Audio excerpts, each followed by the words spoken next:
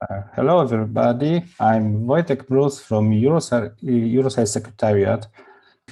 I see that there's quite a lot of people, more than 100 at the moment. So great. I'm really I've got the pleasure to welcome all of you. It is great that we've got a great audience today. And it is a first part of our Natura 2000 monitoring workshop, focus on effects of observed variation on field monitoring data and integrating new technologies for monitoring in Natura 2000 site management. And now I would like to introduce Clive Harford. He's a chair of our remote sensing support group in Eurosite. He worked in conservation since I would say many years as an ornithologist in Royal Society for the protection of birds and as botanist, and also he led a field team for the Countryside Council for Wales and many EU life projects and so on and so on. And in Eurosite, he's the chair of our remote sensing support group. And Clive, if you could say a few words to introduce our today's meeting. Yes. Okay. Thank you, Wojtek. Okay. As Wojtek says, welcome to the 5th Eurosite Natura 2000 monitoring workshop. We are glad you can make it. As Wojtek said, the workshop has been split into 2 parts, primarily because of the COVID situation. We were hoping for a face-to-face field-based event this autumn, but it was impossible to arrange. So what we have decided to do is split it into 2, where we have this one-day sort of introductory session to the topic, and then in the spring, and there'll be some more details of this later, there will be a part 2, which will be a more field-based exercise. The main theme of the workshop, as stated in the title, is the impact of observer variation on field data and how to minimize its impact. This essentially will involve the use of new technologies.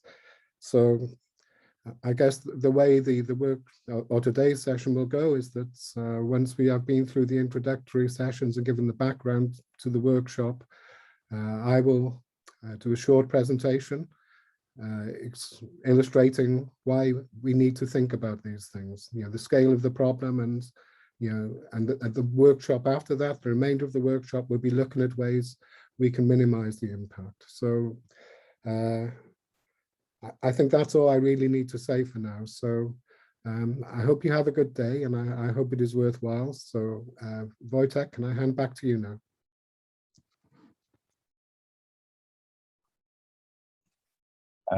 Thank you, Clive. Thanks a lot. And at the beginning of our meeting, we'll start with our Croatian hosts. So now I will hand it over to you, Marina, to ask you to say something more about Croatia and the places that we'll visit next year.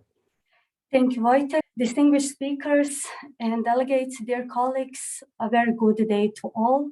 My name is Marina Škunca. I'm a head of terrestrial ecosystems research group in Natura, a private consultancy from Zagreb, and it is my privilege and a great pleasure to welcome you all here today.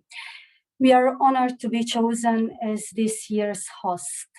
Having participated in the last 2 Eurosite's Natura 2000 monitoring workshops, we found them to be quite hands-on and educational, but also cordial and inspirational. A perfect opportunity to meet experts, site managers, and consultants all over Europe and exchange the experience, both achievements and challenges in monitoring and management of Natura 2000 sites. And we are happy we can contribute to this chapter of their story. Anyway, I hope you don't hear the drill, because that's the Murphy's Law of remote presentations. If there is a meeting and a presentation, your neighbor has a flat adaptation, it seems. I'm truly sorry if this messes with the presentation. So anyway, We hope you'll enjoy today's presentations. We believe they'll give you a nice overview of certain possibilities to minimize the effect of observer variation, as well as a glimpse at the potential integration of new technologies. However, I can imagine that some of you who are just starting to explore the potential will still have certain uncertainties from all these methods require some serious data and expertise, and how can I trust my software and be sure I'm using the right parameters, all the way to can we even budget enough resources for this kind of thing? Well, that is one of the reasons why, while preparing this workshop, we have decided to split it in two parts. So today's online event should explain and illustrate the principles underpinning the approach that will be demonstrated in the field during the second part of the workshop. Marina, excuse me, if I can interrupt you, I see that Alyosha from the ministry just joined the meeting. So welcome, Alyosha. But I think that, well, we can leave his speech after yours. Is it okay? We can check with Alyosha if Mr. Duplic is happy to wait till I'm finished with the presentation. I can finish it now, or I can stop here and Marina, hi, hello to everyone. Just go with presentation, go on. Thank you. Okay, no problem then. So what I wanted to stress, what Clive also stressed earlier, the purpose of this webinar is not to give you a comprehensive overview of all the possibilities and means to complement the traditional field data with data from new technologies and Earth observation, but to get you started, to help you understand better what options are at your disposal, nudge you to seek both examples of good practice and advice from fellow colleagues. For instance, during the second part of this workshop, a face-to-face meeting in Zagreb, where we'll have more time and can focus more on the practical exercises and experience exchange.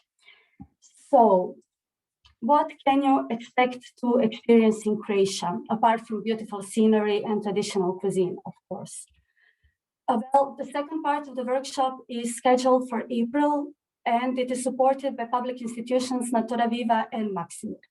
We have planned for 3 days full of discussions, knowledge exchange, and Q&A sessions, as well as for some practical exercises and visits to 2 local Natura 2000 sites on the second and third day of the workshop. Here you can see where those 2 sites are located, both in the continental geographical region, Bejanice and Krč quite close to Zagreb, while Slunčica a bit further away on the border, quite close to the border with alpine biogeographical regions. Just a few words about our sites. So, situated on the southeastern slopes of Medvednica mountain, meadows of Bejanice and Krč, such as the priority habitat type of semi-dry grasslands, are important, semi-natural dry grasslands are important for 3 target species, the Adriatic lizard orchid and butterflies large copper and the priority species Jersey tiger. Here we'll spend the morning session of the second day exploring the issues of observer variation and attribute measurability, collecting some data by phone app, and looking into different approaches to image collection by drones. Some of the results will be further analyzed and used to stimulate the discussion sessions later in the day. As for the Slunčica, about 6 kilometers long Slunčica River encompasses strong karst spring canyon and rich travertine waterfalls. It is an important site for rather striking target habitat type, Tofa cascades, and the most famous part is the area of Rastoke, where a number of traditional mills are situated over the cascades. Furthermore, the site is designated for 2 other habitat types belonging respectively to watercourses with specific macrophyte vegetation and caves not open to the public. Slunčica is also an important site for creeping marshwort, a target plant species, and for the endemic species of isopod crustaceans. The morning of the third day will be spent at Rastoke discussing how to develop an appropriate monitoring project for the site, while integrating fieldwork data with information gathered using new technologies, such as phone apps, drones, and satellites. The workshop will end at lunchtime, allowing delegates the opportunity to depart during the afternoon. And on that note, I'll finish this short introduction to the second part of the workshop. I hope I gave you an enticing taste of this following event and hope to meet you again next April. Thank you all. And once again, I apologize for the neighbors' adaptations. Thank you, Marina, for a great introduction. And now I would like to ask Alyosha Duplic from the Institute for Environment and Nature, Ministry of Economy and Sustainable Development in Croatia. The floor is yours. Thank you, Wojtek. So, dear ladies and gentlemen, dear colleagues, I'm honored to welcome you at the 5th Natura 2000 monitoring workshop here in Zagreb, in front of my institute and Ministry of Economy and Sustainable Development. Unfortunately, because of COVID-19 pandemic, this workshop is just one of many events that we had keep to online instead of live. Great value of meetings like this is networking and informal socializing. Unfortunately, online functioning doesn't support that additional value. Monitoring results are one of the preconditions for effective management of ecological network areas, and EU biodiversity strategy to 2030 is very clear in its objectives and underlines the effectiveness of management in protected areas and in Natura 2000 sites. As one of the member states with the largest surface in Natura 2000, Croatia appreciates all education and workshops on capacity buildings. Many thanks to organizers, especially to GeoNatura and to public institution Natura Viva and public institution Maksimir. And I hope and I wish that you will successful work and hope that we will see on second part in live here in Croatia as soon as possible. Thank you. Thank you very much for your introduction. And hopefully now we are able to share our agenda for the session, for the first session of our today's meeting. So apologies for these technical issues at the beginning of our meeting. So as you can see in the agenda, we started from introduction by Clive Harford and two welcome speeches by Alyosha Duplic from the ministry in Croatia and Marina Škunca, and she introduced us to the second part of the workshop. And now we are going directly to our today's program. So first we'll have a speaker from DG Environment, Bruno Kombal, then about use of satellite imagery to monitor grassland habitats in the EU. The next one will be my short presentation just to show you the link between remote sensing and Natura 2000 monitoring and our role as Eurosite in that process. And then we'll have a presentation by Jeff Smith about COP2 N2K, Copernicus for Natura 2000 project. And again, Clive will give us some more details on the impact of observed variation on vegetation monitoring and how to minimize it. Lucy Kupkova from the Czech Republic will speak more about vegetation monitoring using drones. Sebastian Chognard from Aberystwyth University will say more about Living Whales project and Earth Track. And then we will finish first session at around quarter to 1 with the discussion when we will try to answer some of questions posted by you in QA window. And then we'll meet again at 2 p.m. to continue our today's meeting. So now I would like to ask Bruno Comba to join us. So I hope my screen is okay now and that you can see my presentation. So I will try to talk very briefly about how we envisage to use remote sensing in my unit in the framework of the Habitat Directive and Natura 2000 sites. So, okay, excuse me. Right off the bat, I will just make a very brief reminder that is not maybe necessary for you, but of course, the Birds and Habitats Directive are two cornerstones of the nature protection legislation in the European Union. The directive targets a precise list of species, animals and plants, and habitats to protect.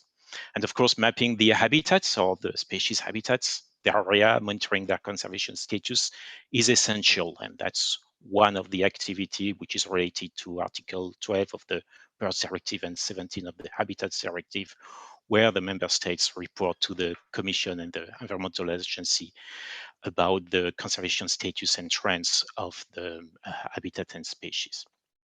Of course, in this effort, in situ information are absolutely essential because they provide high quality information details, but they remain quite costly.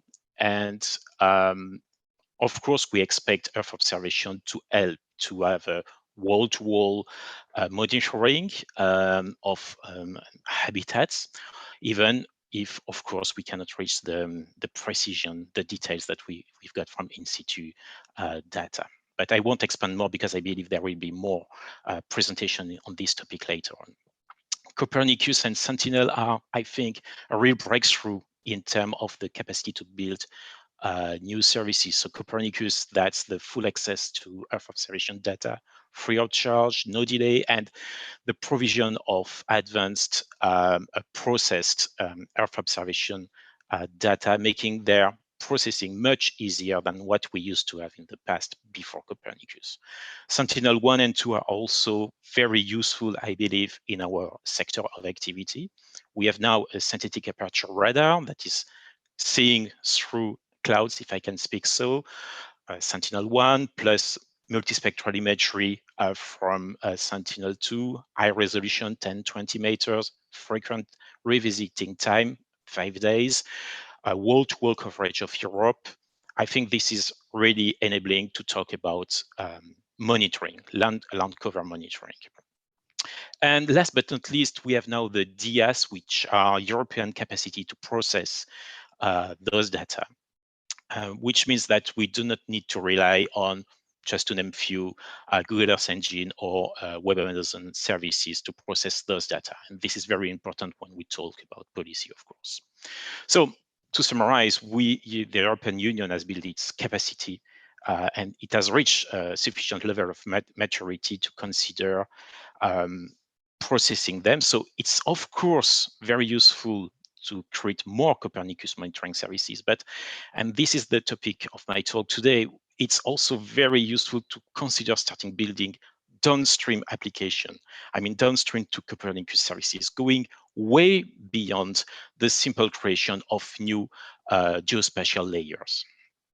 And I will give you an example, a concrete example with the Copernicus for Natura 2000 project, which is a European Parliament pilot project for €1 million that we are running here in DG Environment. And you will have another presentation later on by Geoff Smith this afternoon, I believe, with more technical information.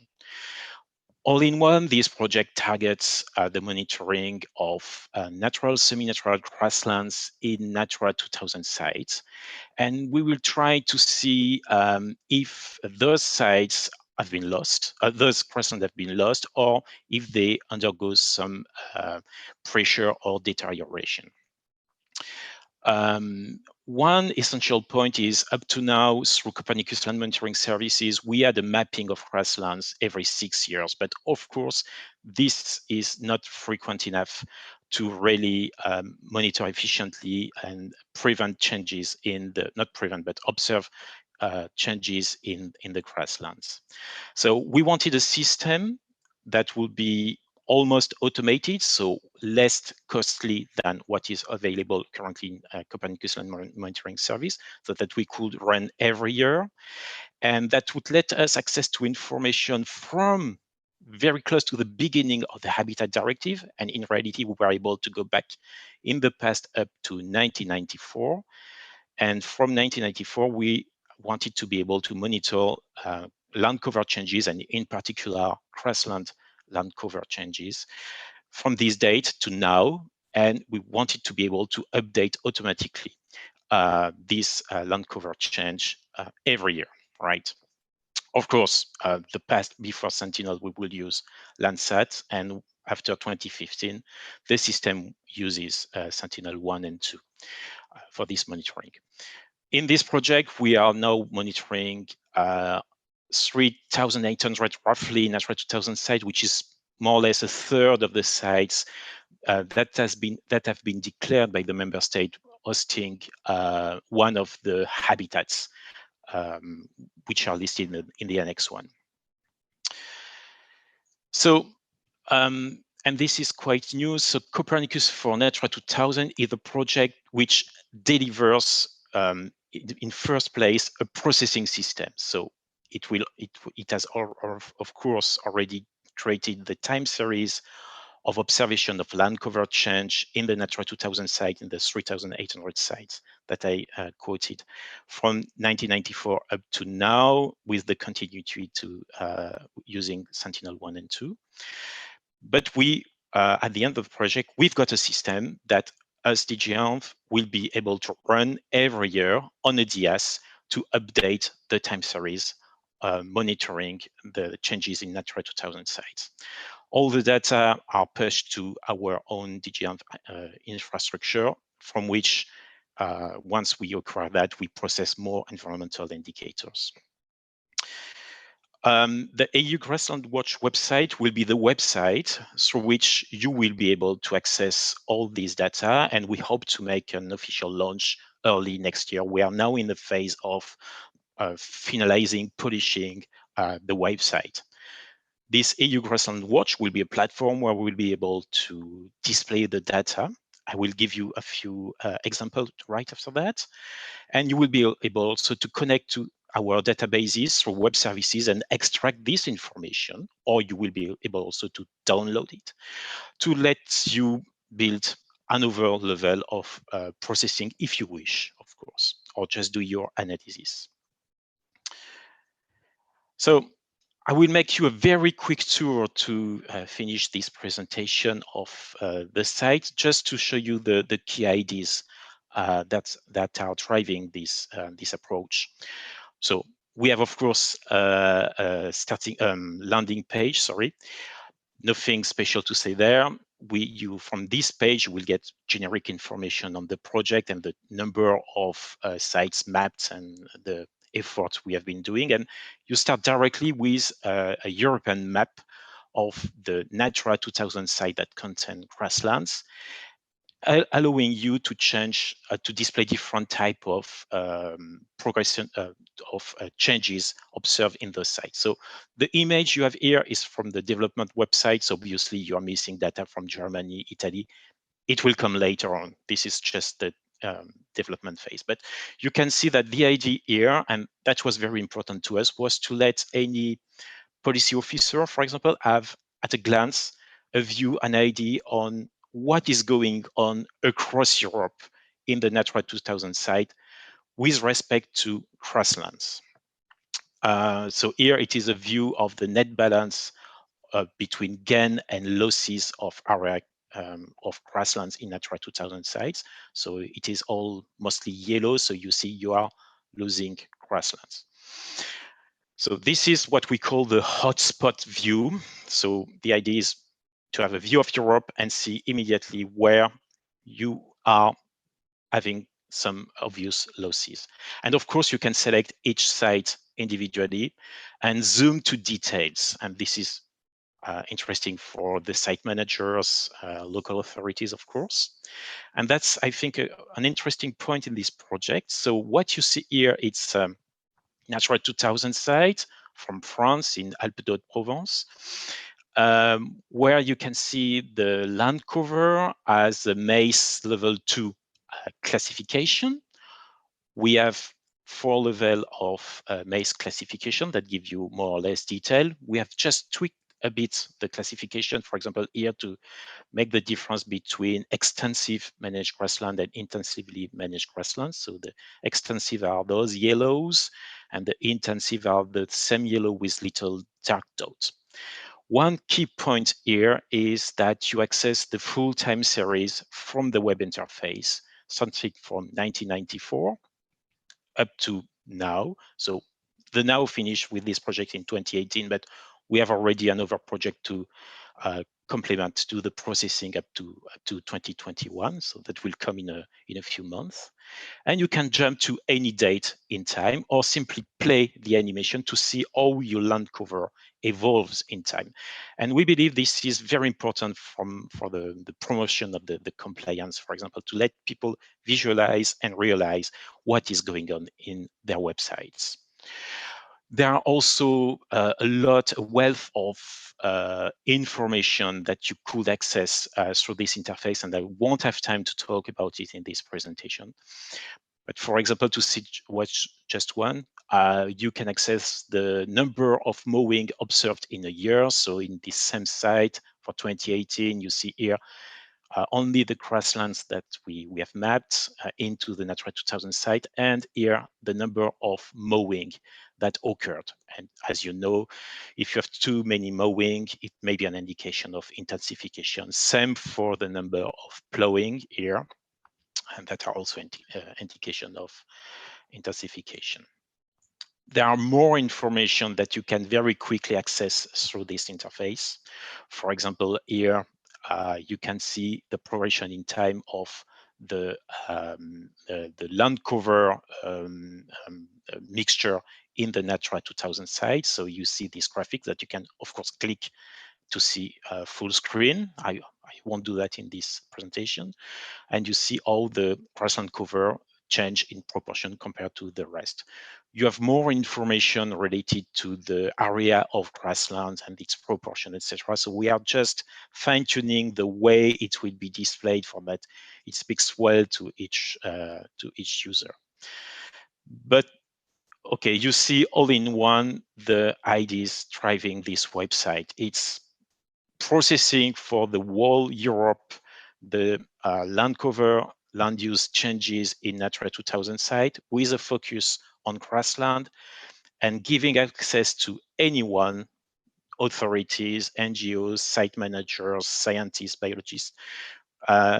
Anyone can access those data, can get those data, and see with a minimal effort the evolution in Natura 2000 sites with respect to grasslands. So I won't talk more about this project now. I will leave more details to Jeff Smith in his presentation, but I will summarize that this first project aiming at developing our own Earth observation capacity in digital environment taught us a lot of lessons.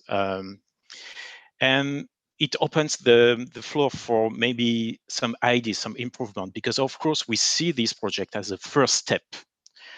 We will certainly want to expand the number of sites we map. We have a third of the site. We certainly want to have them all.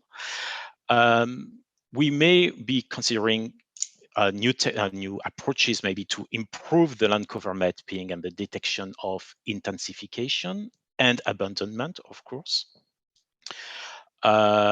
And certainly we would be interested in integrating better in situ information to train and validate the algorithm. There are already some ideas to follow. Lucas, for example, which is developing a grassland module, for example, LPIS, and there are certainly other ideas to explore in a second step.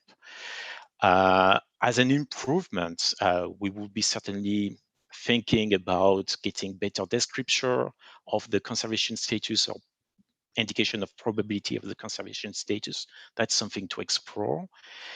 We certainly need also to have a better a classification of the habitats themselves to see very exactly to which habitats of the annex we are mapping.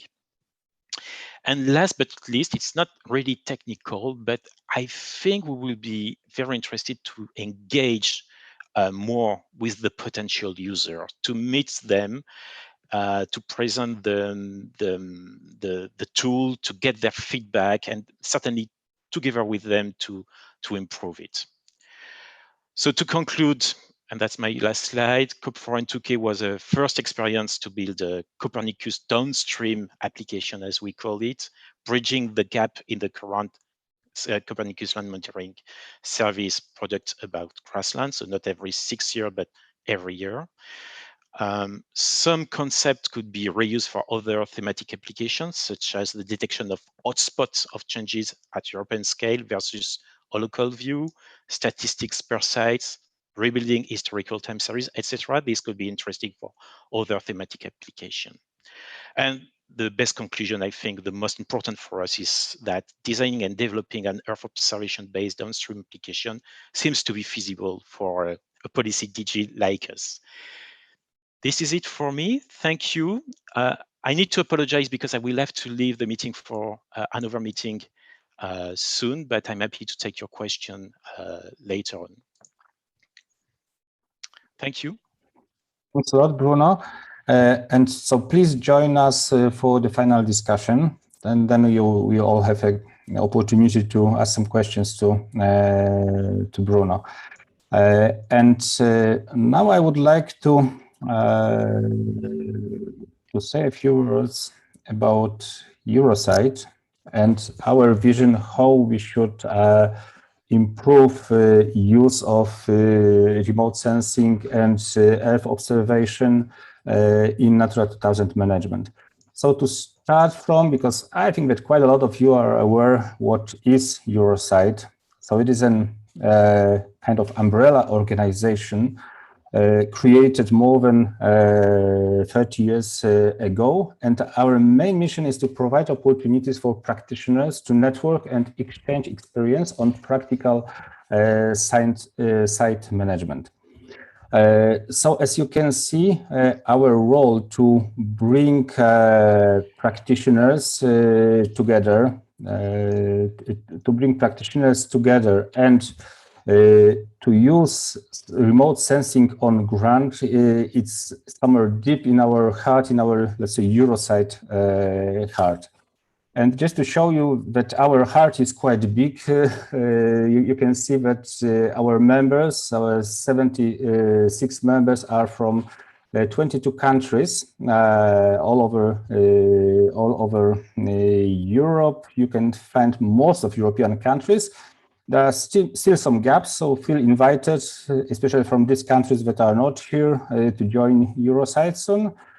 And our second longer name is European Land Conservation Network. So it shows that we are really deep down on ground, trying to think together with all of these people, as you can see here, how we can improve site management. So we are cooperating with International Land Conservation Network. We are involved in Global Peatlands Initiative. We are focused on networking, communication, biodiversity conservation projects like LIFE, Interreg, Horizon. And for example, this webinar is co-funded by LIFE funding for NGOs. So one of our projects. So thanks to LIFE funds, we can meet here together today. And we are focusing also on ecosystem restoration, Natura 2000 sites and site management and other protected areas. And our secretariat is based in Tilburg in the Netherlands. And our main idea to cooperate with all our members and our other stakeholders is to create different working groups. And from our point of view, the most important today is remote sensing support group that you will hear more about this group today. And it was created 2 years ago.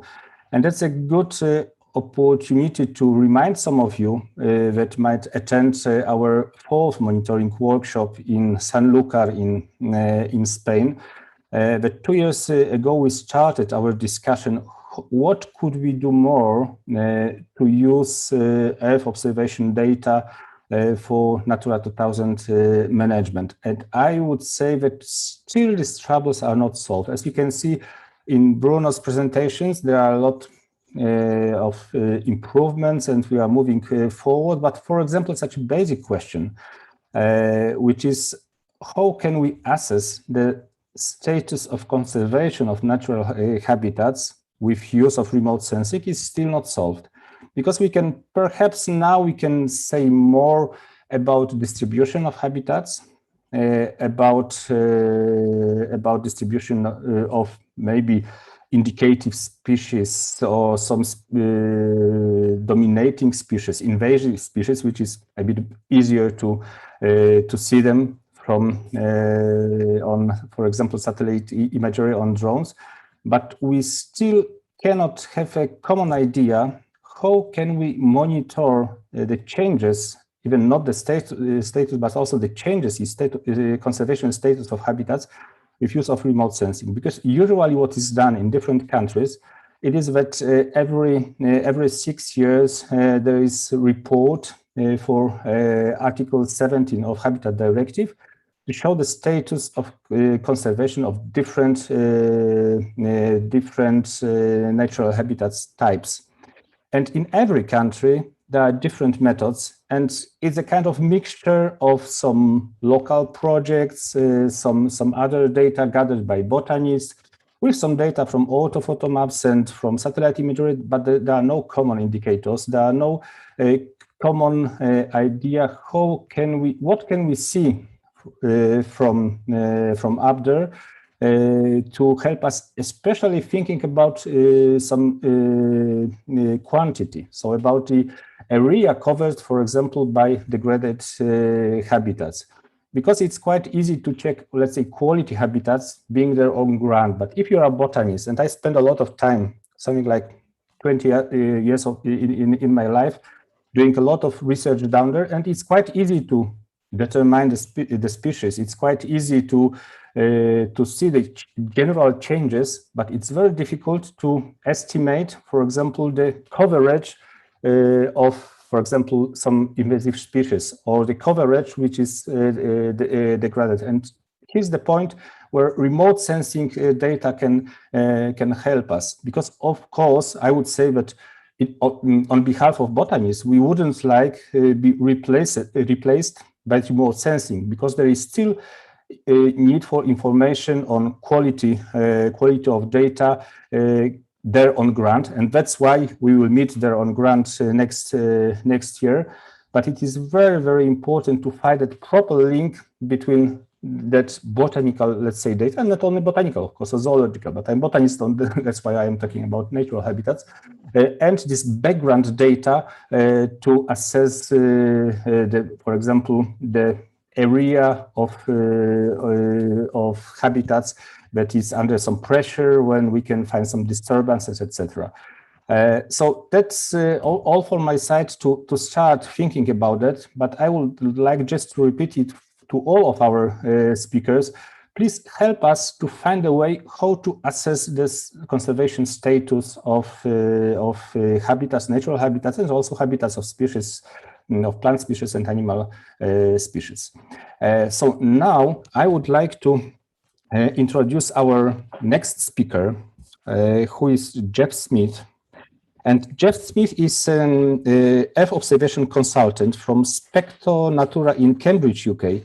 He has long experience in land monitoring at local, national, and European scales, and has been heavily involved in Corine Land Cover and Copernicus Land Monitoring Service. He is part of the team undertaking the COP for N2K project, providing technical advice and handling communication. So I stop my sharing. So please, Jeff, The floor is yours, and try to share your screen.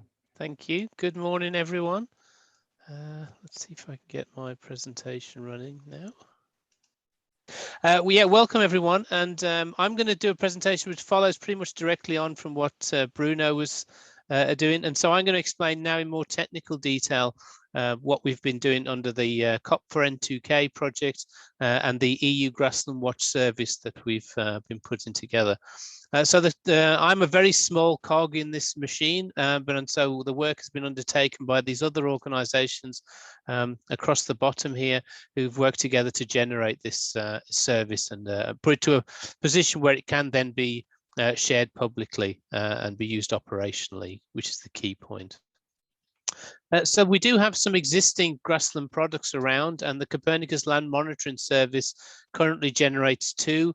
There's what they call the N2K layer, which is also focused on grasslands, and it's more of a conventional land cover map.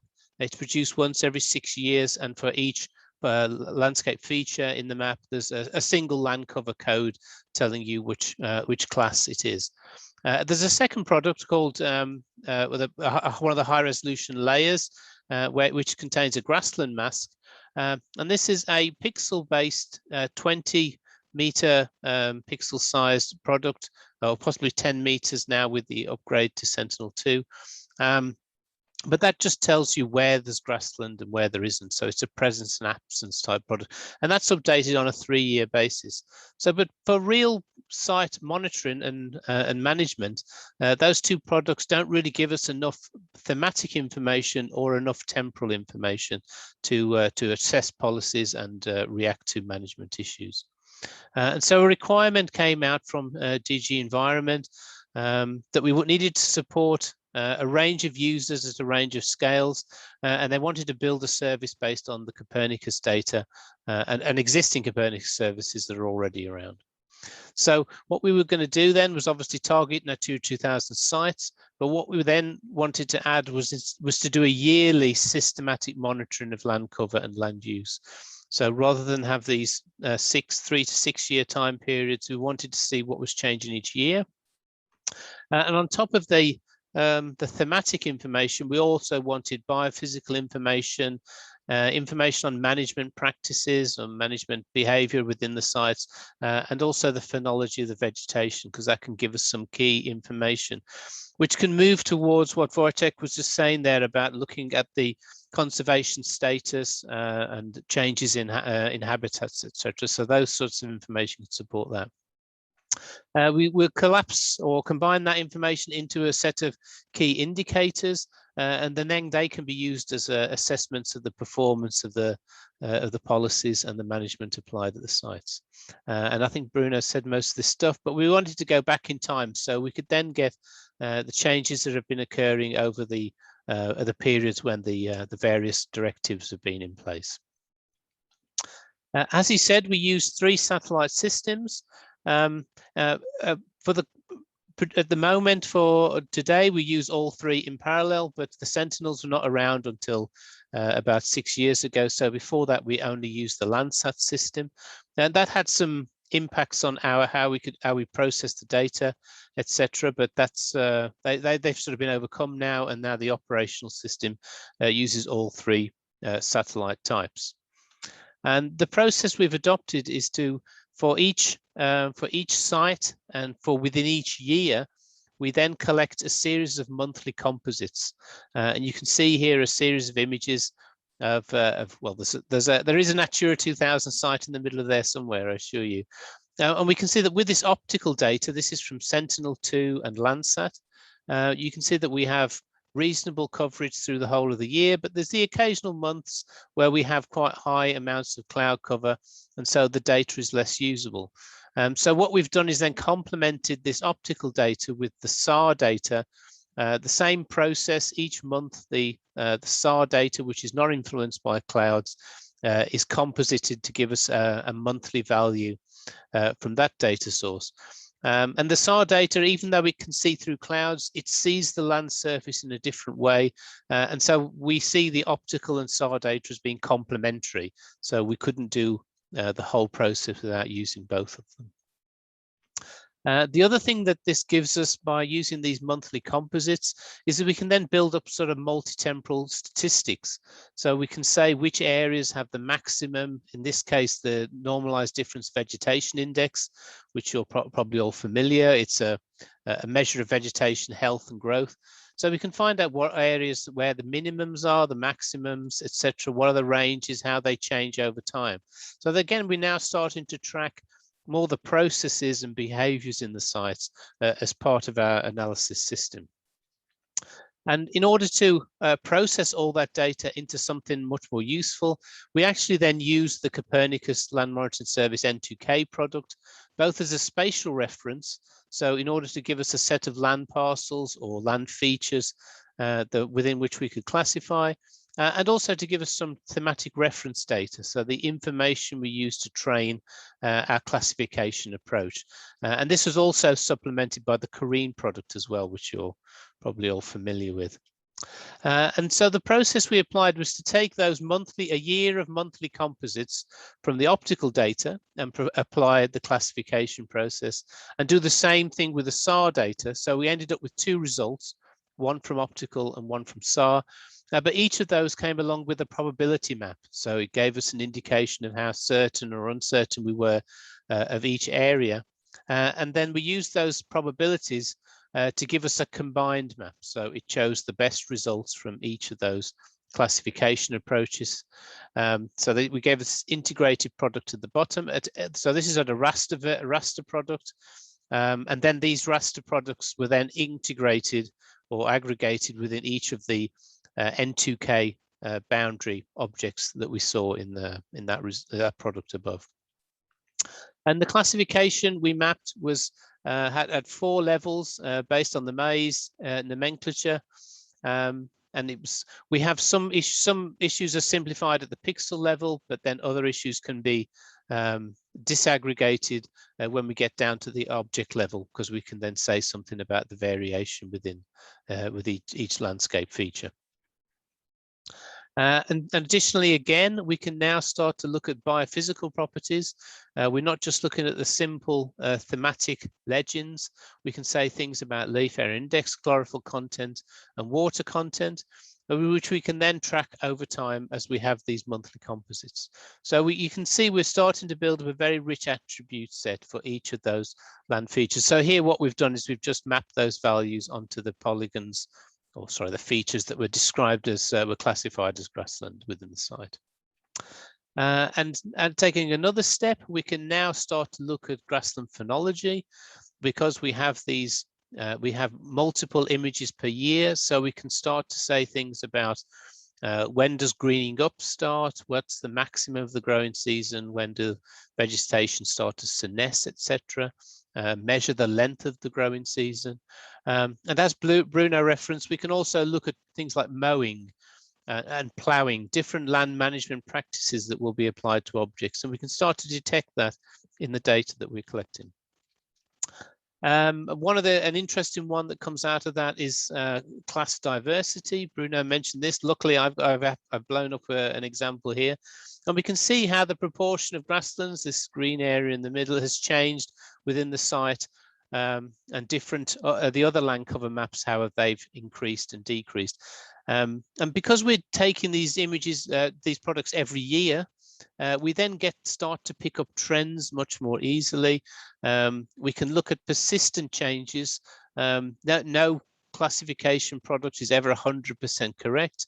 So if we do have a bit of deviation in one particular year, then the next year will tell us whether that was a true change or whether it was just a little, the uncertainty was higher there. And so we can then track these variations over time much better. And it gives us a much more powerful tool for then identifying when management practices were changed and when we had an impact on the cover of grassland, for instance. So Bruno's already shown us some examples of the Grassland Watch service that we're putting together right now. So here you can see how we zoom in on different mapped areas. And then here's an example of grassland mowing again. I think he showed us something very similar there. So to conclude, I think there's some key messages that come out of this. is that we can now develop these services which can help people and support people who are managing these sites, and also allow that information to be compared at the regional, national, and even pan-European levels. And so hopefully this can have a real positive impact on the protection of those sites. And I think it clearly shows also that what we're presenting is a very spatially and temporally detailed attribute-rich information source. So it's not just simple maps anymore. There's a lot of information that's hidden behind those thematic maps that can then be exploited. And I'm sure there'll be lots of additional applications that will come out of that, that data there. And my final point is just to say, I think this is a really great example of how downstream services can be built on the free and open data policies of Copernicus. So in this case, we're using both thematic products that are produced by the Copernicus Land Monitoring Service, but also the satellite imagery collected by the Sentinels, and integrating that all into one system that the users can then access without having to go through the sort of effort of downloading all those separate data sets. We're going to present it all in one straightforward portal. And so I'll finish there, and hopefully maybe in April next year I can attend part 2 of the workshop, and I'd be more than happy to give a demonstration or a training session on how you can use EU Grassland Watch, as it will be live at that point. Okay, thanks very much. Thanks a lot, Jeff. It's a brilliant presentation, and I have to say, as you can see, that a lot was done in the last 2 years from our previous monitoring workshop, and definitely we are a bit closer to the answers connected with assessment of conservation status, at least in case of grasslands. I would say that there are a lot of data, or even biophysics, and some very, I would say, something sophisticated data. I'm not that sure that we are totally, if we are very close to the final answer, just to derive data about grasslands to answer if it's U1, U2, or LV conservation status, because this answer is not that clear, especially in case of grasslands, which are very diverse habitat type with different plant communities. But I think that we are closer. Do you think that using your data, we can easily say that this plot is in U1 conservation status of grasslands?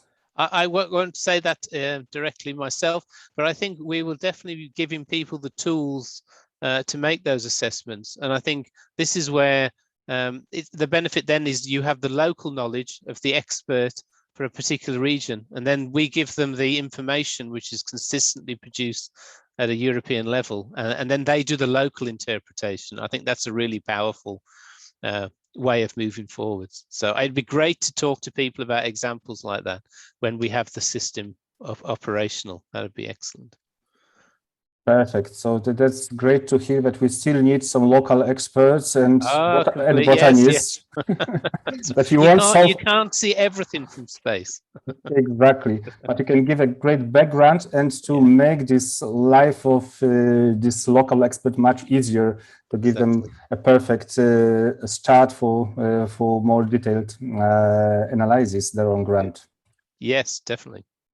Thank you, Jeff. So now it's a good introduction to the next part of our meeting. But before we go to the details connected with observed variation and speaking more also about on-ground gathering of data, which is also, as you heard, very important, I would like to sum up the first part of our meeting that also this 2 years ago in our Spanish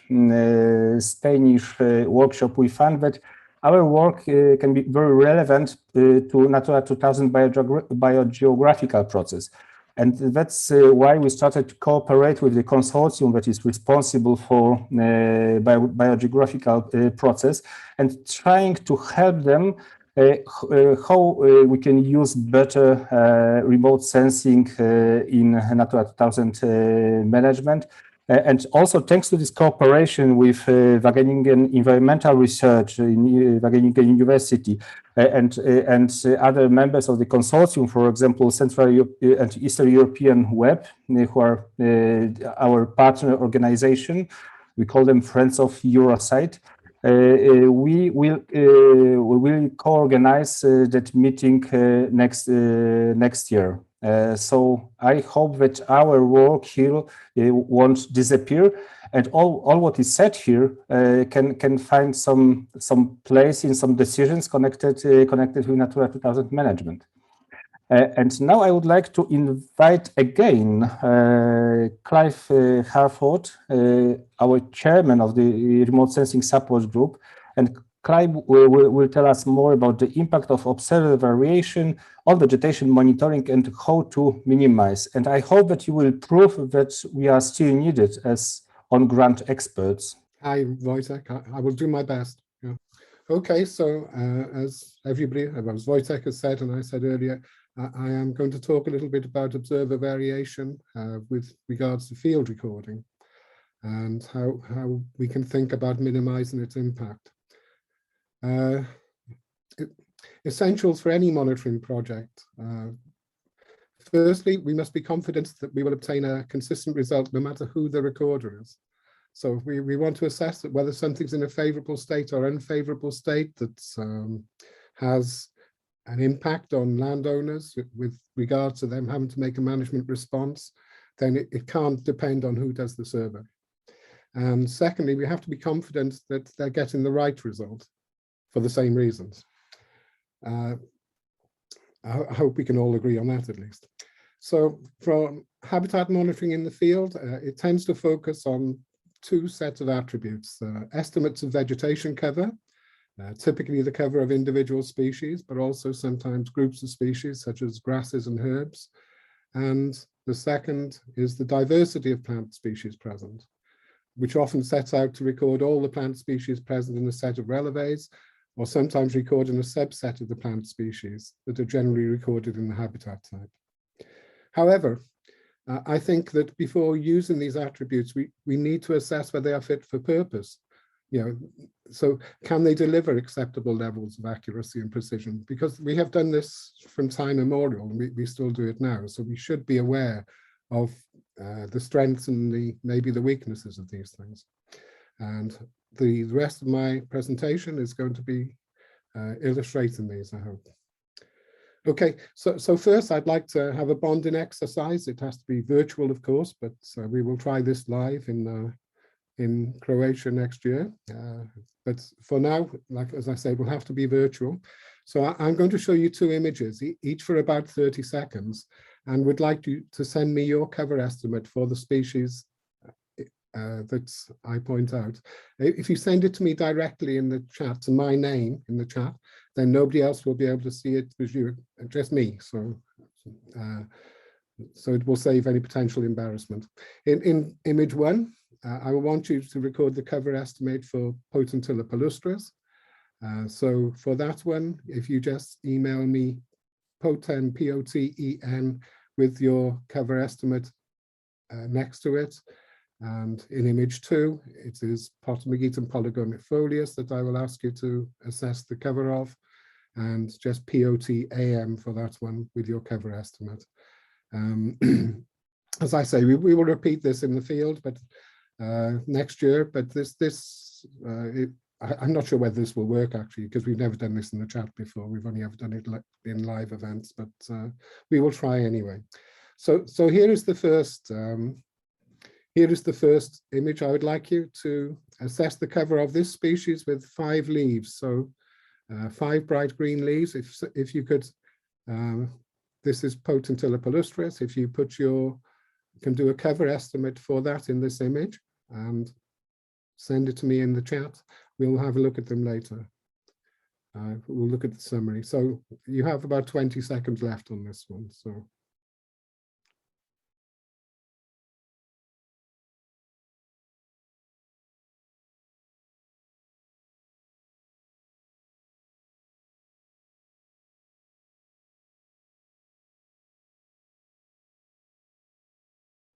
Okay, that's probably more time than you would spend on it in the field. So this is the second image. And for this one, it would be this oval sheet, the species with the oval shaped leaves here. They're bright green here, but they're not all bright green. They're in different states of coloration. So this is the potam. So can you give me a cover estimate for how much of this species here, the oval leaved species in the photograph? And if you can send that to me in the chat, and the POTAM. And again, 20 seconds from now.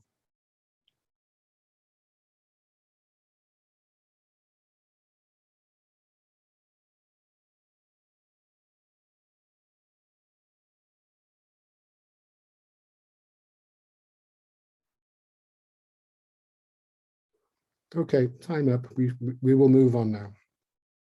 Okay, so now I'll talk about similar exercises that were done in the field and the results that we've had from them. So this was an exercise that we did in the Countryside Council for Wales, which is the organisation I used to work for, and I used to develop the monitoring methods that we used to use for Natura 2000. This chart here shows the variations in estimates of vegetation cover for ericoid cover. So this was the heather, so the Erica cinerea, Erica tetralix, and Calluna vulgaris. So it was pretty straightforward. There weren't many species present. There were only 6 or 8 species present within the sample that we looked at. We marked it off, so everyone looked at the same thing, and these were the cover estimates we got. The mean range of variation between observers on this exercise was 35%. And this was after removing an outlier data set, which had made it even crazier. This suggests, because we don't know which of these surveyors we are, you could, when you don't have the luxury of having 8 other people doing this or 20 other people doing this at the same time, so you can say, okay, I'm this one, or I'm that one. If we know there is this much variation associated with our cover estimates, then in order to be sure there's any change at all, you would have to leave 35% either side of your cover estimate. So this is one set of data.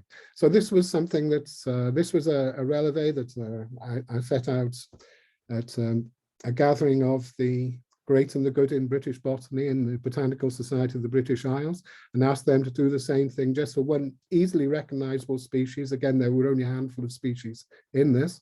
And the species we looked at here was Matricaria discoidea, pineapple weed in English. It is a species most people will be familiar with. It's very common. And this was the range of variation between 35 members of the Botanical Society of the British Isles. And you will see that no matter which cover band was selected, more than 70% of the observers disagreed with it. And the variation here ranged from 1% to 70%. So we thought, is this just UK people being apt? We better check in other countries. So we went to the Czech Republic and had a session with surveyors there, and we did a similar sort of exercise with them. And here we looked at the grass cover, the cover of Melampyrum, and leaf litter. And the mean range of cover, mean range of observer variation associated with recording these cover estimates was 46%. So clearly we have a problem, I would say. Every time we have tested this, about 36%, and I have tested this many, many times with different surveyors, and very rarely have anything less than, well, it's never less than 30%, and it's often around the 36%. So freshwater surveyors, are they any better? Well, we asked them to look at the area of ranunculus species in a 100-meter section of river, which is their way of recording things. And we did it over a 15-week period, because that's, again, how they do it.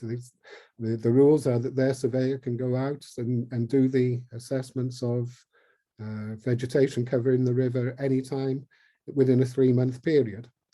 And these were the results we got.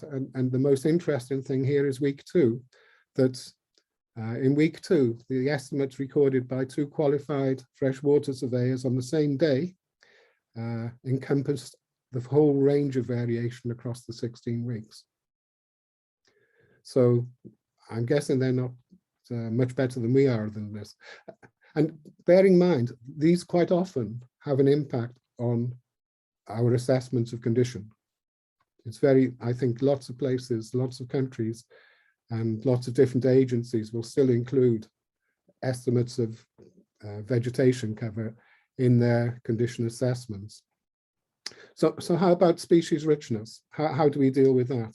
Okay, so in grassland sampling units, Leach and Dorks found that on average, experienced botanists recorded only 63% of the species in a 1 by 1 meter releve, and that the most successful observer recorded only 73% of the species in a 1 by 1 meter releve.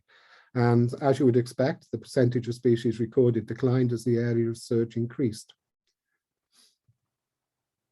So let's go back to the freshwater recorders, because this is quite interesting, because I think the lesson here is not just for freshwater recorders, it's for all of us. These are detection rates, and this is the type of stuff, if we want to deliver reliable monitoring assessments, we need to be thinking about detection rates. You know, half the species in the 100-meter stretch of river that we had, that we surveyed and that we tested and we did the sample trials, half of the species had a detection rate of less than 20%. So to start off with, you had less than a 1 in 5 chance of recording that species. And no surveyor recorded more than 50% of the species found to be present. So what are our best options for designing reliable monitoring projects? Well, I think we have a few. We can focus on recording effort of a small suite of species with high detection rates, ideally those that are most obvious or abundant in the habitat and are easily identified and are sensitive to the pressures known to be impacting on the habitat. So a small species assemblage that will tell us what we really need to know and reliably tell us that. Or we can focus on the frequency of those species most likely to decline if there is a problem with the habitat. Again, given what we understand to be the main pressures impacting on it. We can also focus on the more vulnerable species of animal and plant that we'd expect to be associated with the habitat if it was in a favorable state. The typical species, as I would guess, would be one way to think of those in sort of Natura 2000 terms. Time and time again, I see habitat surveys that take no account of the animal species that are dependent on the habitat, and we make assessments based on our vegetation surveys using things like species abundance or species diversity and the cover of dominant species. We use these things to tell us the condition of the habitats, but we don't take account of whether the things that are supposed to live in the habitat can actually do it. One way we could deal with this, and we did a demonstration on this river in Wales, was to select a handful of species that would tell us about the quality of the river in terms of its biodiversity. And so we did an assessment of not of the cover, but of the area of ranunculus that was on the surface of the water, of the Batrachian ranunculus. So we did an area estimation of that. At 5 points, ranging from the top of the river to the bottom of the river, and we looked at the frequency of Cinclus and Lutra, Cotus gobio, Ephemeroptera species, and of Salmocela, and looked for evidence of these species at 5 different points from the source of the river down to the mouth of the river. If you want the information for that, I've included it in here. This is how we went about it. So basically in each of sections 1 to 5, we would expect to see these attributes met, basically. And wherever, note in this situation, which I would call these things condition indicators, they're not conservation objectives, but they are indicators of condition, the things that tell us about the biodiversity of the river. If you use a term in the top part of the table in habitat extent or habitat quality, you need to define it below, because you cannot leave anything open to interpretation in a monitoring project. It has to be absolutely clear what you want recorders to do. So in summary, we should always take account of these things, that estimates of vegetation cover are prone to unacceptable levels of observer variation. Images, both field and remote images, provide much more reliable evidence of change than anything that we estimate in the field. We rarely record more than 60% of the plant species present, even within a small area of search. That diminishes as the area of search grows larger. So it makes much more sense to decide which species we'd like to record, rather than try to record everything. If our focus is much closer, we're far likely, in our trials on this at least, have shown a much higher level of consistency between observers when we're looking at this for a smaller number of species.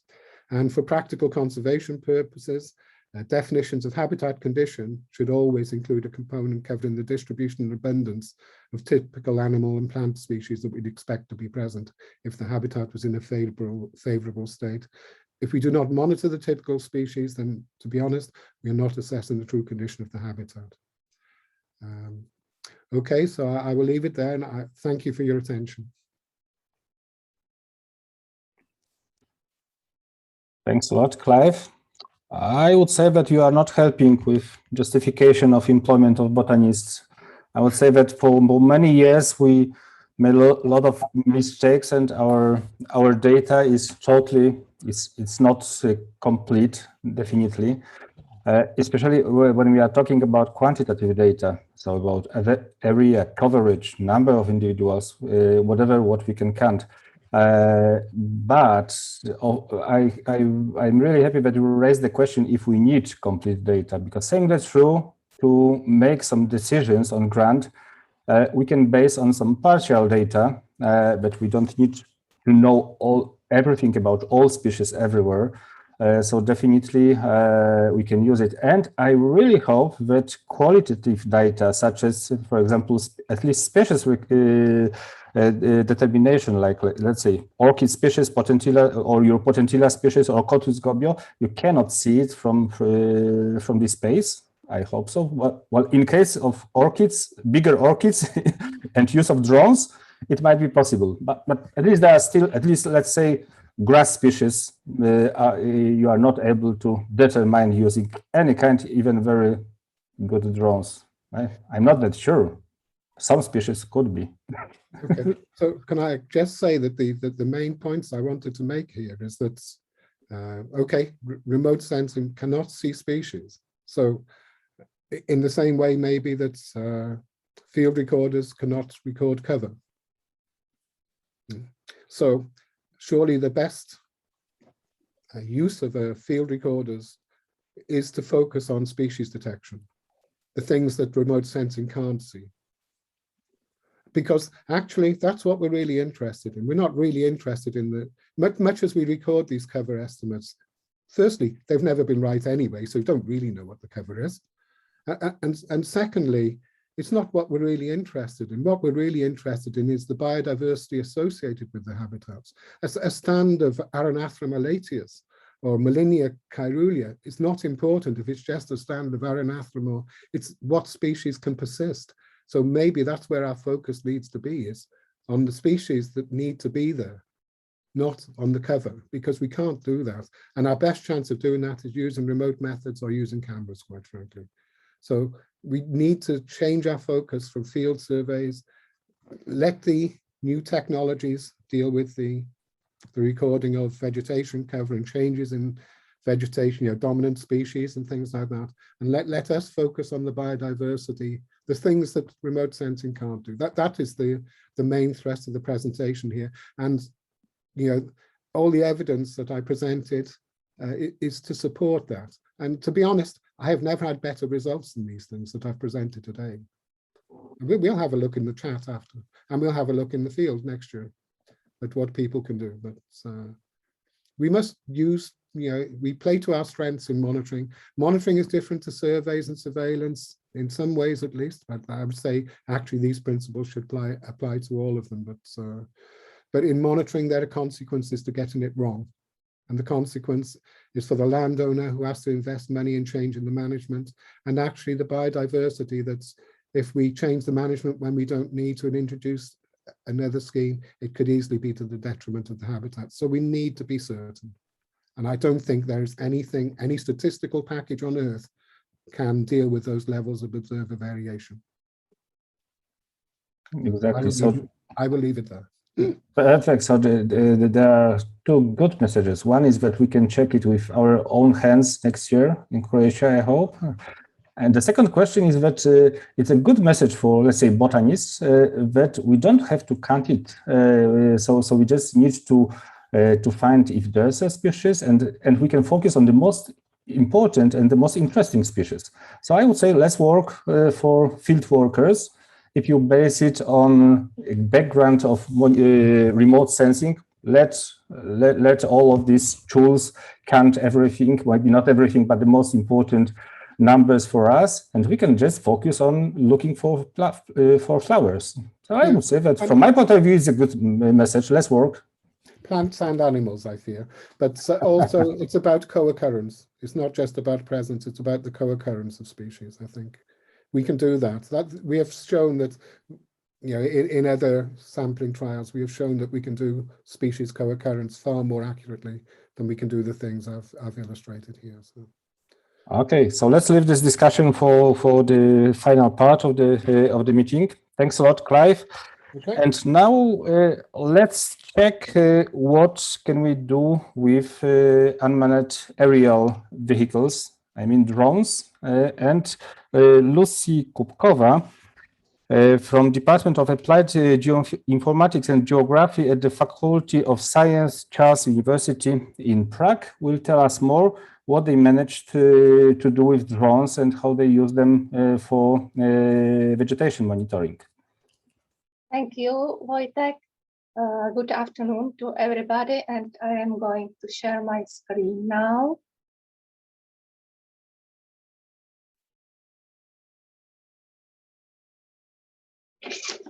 And can you see my screen now? We can see it, and yes, it is in presentation mode now, so perfect. Go on. Thank you. I think it's great that you discussed just now, Wojtek and Clive, together about the possibility to monitor species on the species level, because my presentation is about a bit the same, but about the species monitoring, let's say, coverage. And I will also present what you mentioned, if it is possible to use drones on the species of the level for grasslands. And also in my presentation, there will be some notes and some experiences, what to do to be able to monitor on this level as much as possible reliable. So this is which steps we could employ in using UAVs to monitor on possibly this species cover level, and in which steps what to do to be close to reliable monitoring. So in the beginning, I would like to ask the question, what is it reliable monitoring? Which demands we have? We have, of course, demand of objectivity, repeatability. We consider spatial context extent to have as much extensive area monitored and mapped in one moment. We also usually consider temporal dimension, because the changes can be small, quick, or sometimes fast. So this is other dimension. Of course, in case of UAVs, we have rather high operability during season, independently of weather. but the most important demands are, of course, as for accuracy, we have to consider ground spatial accuracy to have as much as possible accurate data as for spatial accuracy. And of course, we have to use methods of classification that are able to provide really accurate results on the level of overall accuracy and also accuracy for the classes, maybe in this case for species. So detailed monitoring on the communities, species, of course, is one of the tasks of Natura 2000. And UAVs hopefully can help on the species level to monitor, maybe to bring some further development also in Natura 2000.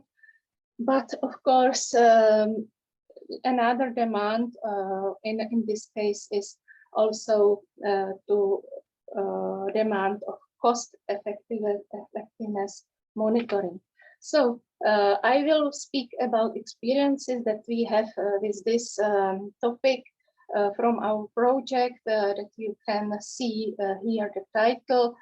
We work together with Croatian National Park administrations, with many colleagues also from Charles University and also Institute of Botany of Czech Academy of Science. And also we collaborate with Clive that is our some supervisor. So what are key aspects of reliable vegetation monitoring using remote sensing? We always have to consider platform. We don't monitor only using UAVs, but the vegetation, of course, is monitoring various platforms. Then there is the issue of spatial, spectral, and temporal resolutions of the acquired data. Very important issue is connected to training and validation data.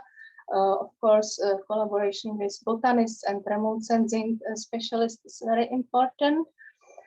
We always have to consider classified vegetation units, species, communities, habitats, and so on. It also has influences and connection to classification legends, number of classes, generalization. Of course, we should use the best available methods of the data pre-processing and analysis, and all these steps together can lead possibly to final classification accuracy and to reliable methods of vegetation monitoring on the level of communities or species. So when we go to the platforms, yeah, I present here some features of different platforms, satellite, aerial, and UAVs. And of course, there are differences. So the drones are really operable, can monitor on the level of centimeters, and what is problematic sometimes the spatial cover, because usually we get data for smaller area, and of course we have problems, for example, with clouds, with wind. But still, this technology, I believe, and our analysis showed us, can help to monitor really for grasses, for example, on this coverage of species level, really with rather high accuracy, also for different species, grass species. I will show you the results in a moment. So also what plays important role is which drones, with which cameras we use for the monitoring, because we have many options, and according to our experiences, we could work with 3 types of UAVs. We use relatively big drone, DJI Matrix 600 Pro. We have a hyperspectral camera, Then we use DJI Phantom for multispectral that has RGB camera. And finally, last year we also bought VTOL Atmos Merlin Cobalt, and we use it with MicroSense camera. And what is important, it is the features of each drones are different. So we have to select the drone that is really good for the task that we want to go for.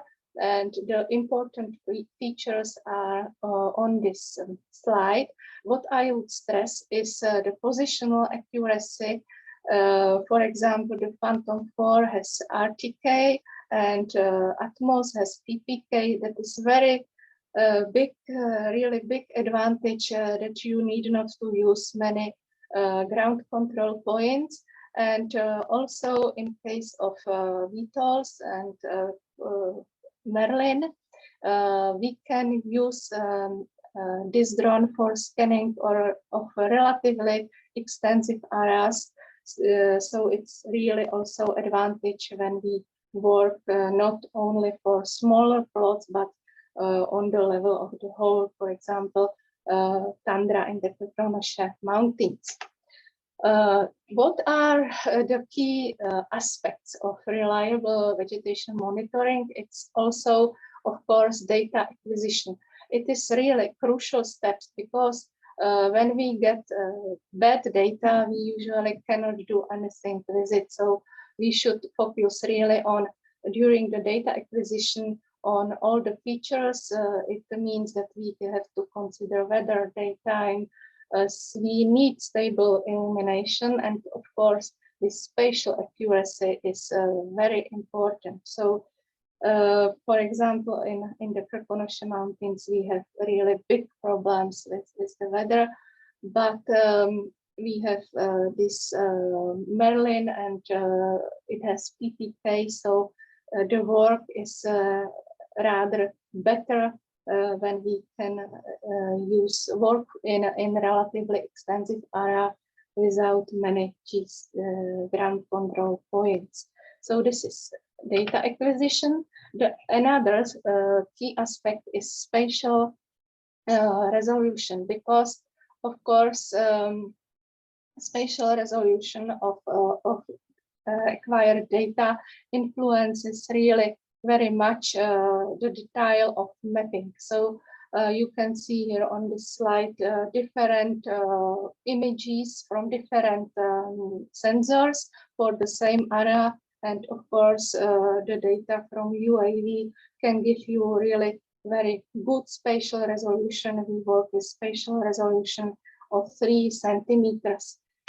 Another key aspect is spectral resolution. As I told you, we have a hyperspectral and also multispectral camera, and we use these 2 cameras for the same permanent plots in the Croatian mountains.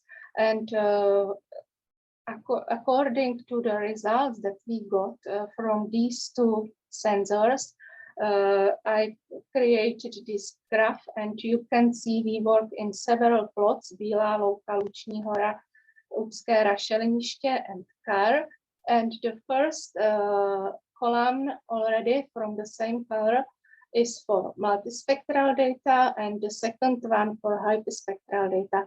These are results for classification of different types of vegetation, and mostly hyperspectral data give in average of various classification methods better results than multispectral, but not perhaps as much better as we were supposing before the analysis. So multispectral data, according to our findings, can also provide rather good results.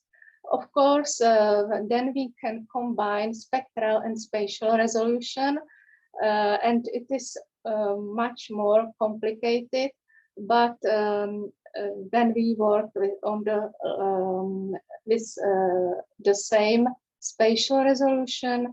The hyperspectral data don't bring so much improvements of classification accuracy. Here I put some examples. The black lines in the first image and green lines in the second and third images represent layers of Natura 2000's monitoring mapping.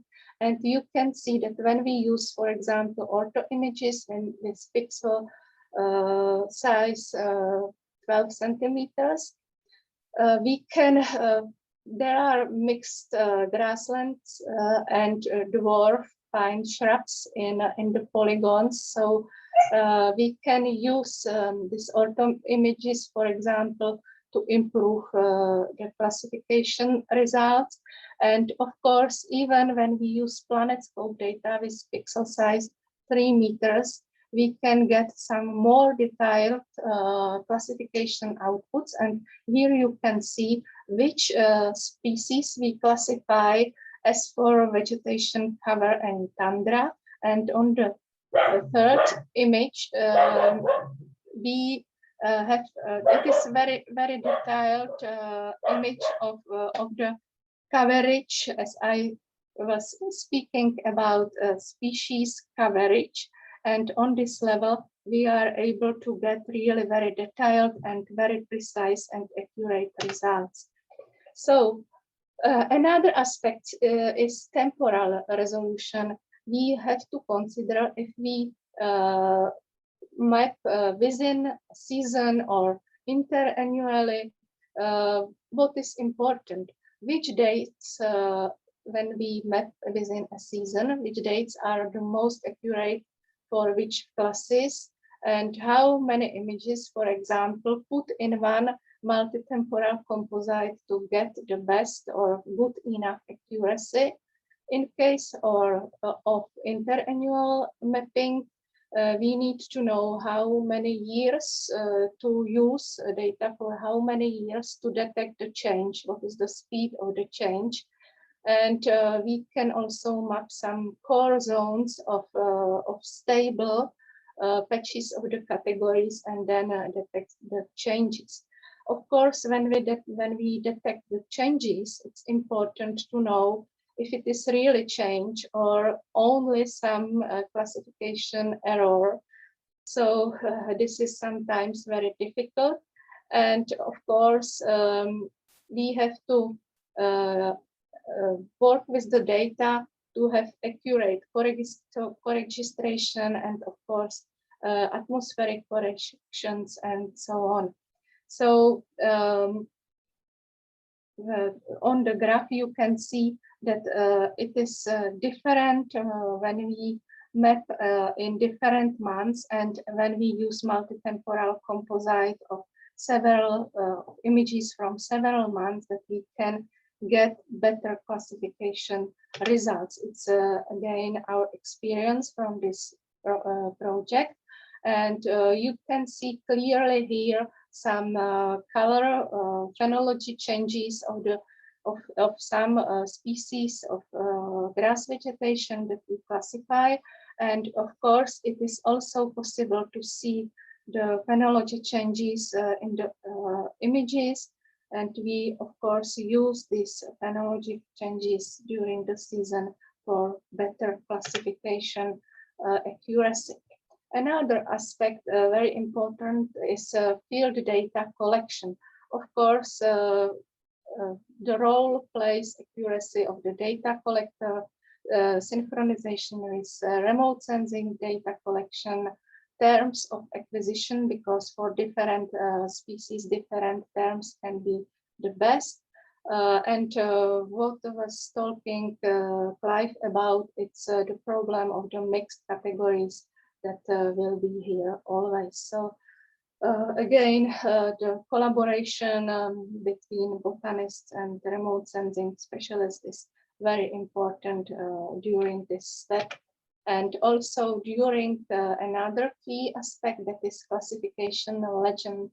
I put here comparison of Natura 2000 legend and of our legend that we use for classifications almost on the species level. in tundra in the Croatian mountains. And you can see that we have really much more detailed legend than in Natura 2000. So almost final, but very important key of reliable monitoring are the methods of the data pre-processing and of course also processing. So there are some differences as for multispectral and hyperspectral data. We have some difficulties, for example, in geometric correction with hyperspectral data, but we developed some methods and finally we have positional accuracy for both multispectral and hyperspectral data around 5 to 10 centimeters when we use pixel size 9 centimeters. And of course, the data pre-processing, it's also dependent on the shadows.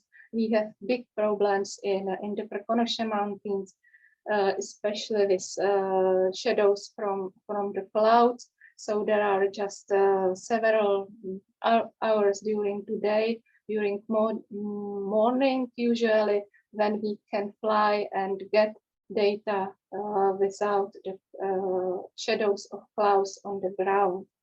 And of course, there are quick changes of illumination conditions. That is also a big problem. So finally, I promised you some results. So you can see here also results of the data processing. We use several classifications methods, object-based classification and pixel classifiers. And for different species, usually work different methods, but in general, object-based classification usually works rather good. It's also in connection, perhaps, with the very high spatial resolution. And of course, accuracy assessment is very important because we have to consider the share of classification polygons and validation polygons, and also spatial distribution and so on. So all these aspects also play a big role in the final classification accuracy and reliability. And as for the results, I can stress that we can classify this grass species on the level of the data that I was talking about on the with the pixel size 9 centimeters, with overall accuracy more than last time 95%. And as you can see, producers and users accuracies for some species are almost 100%, but of course for some species that are mixed or not so dense or abundant, we have big problems. So we have really good results for dominant species, and we believe this is also what Clive was talking about, that some, in our case, really important grassland species can be monitored using UAVs with really reliable and accurate results. So we learned that we need for this accuracy really initial botanical detailed mapping. Then we can use multispectral data from 2 terms, July and August, and also this PPK accuracy, good data pre-processing and good data processing classifiers, and then in some cases we get really good accuracies. So to go back to key aspects and to conclude, we of course have to say that total error is a sum of of errors is in each processing step that I mentioned during my presentation. So we have to be careful in each step. And to achieve reliable vegetation monitoring and accurate results, it is necessary to, in the first step, of course, to define properly preservation monitoring needs to the level of mapping. Of course, to work with an appropriate equipment for the desired type of the analysis to get the best data most efficient way, and of course to pay attention to all steps and details, recommendations and experiences that I mentioned. And of course, additional recommendations from you based on experiences are welcome and appreciated. Please, you can put your questions to Q&A section. Thank you very much for your attention. Thanks a lot, Lucy, for your presentation. It was really great and interesting that you can do much more and more with using drones. And also we are moving forward with the development of that in the last years, definitely. Thanks a lot. And and I see that Sebastian is joining us for the last presentation in the first session. It will be on recording environment descriptors and validating Earth observation-derived products Earth Track. So please share your screen.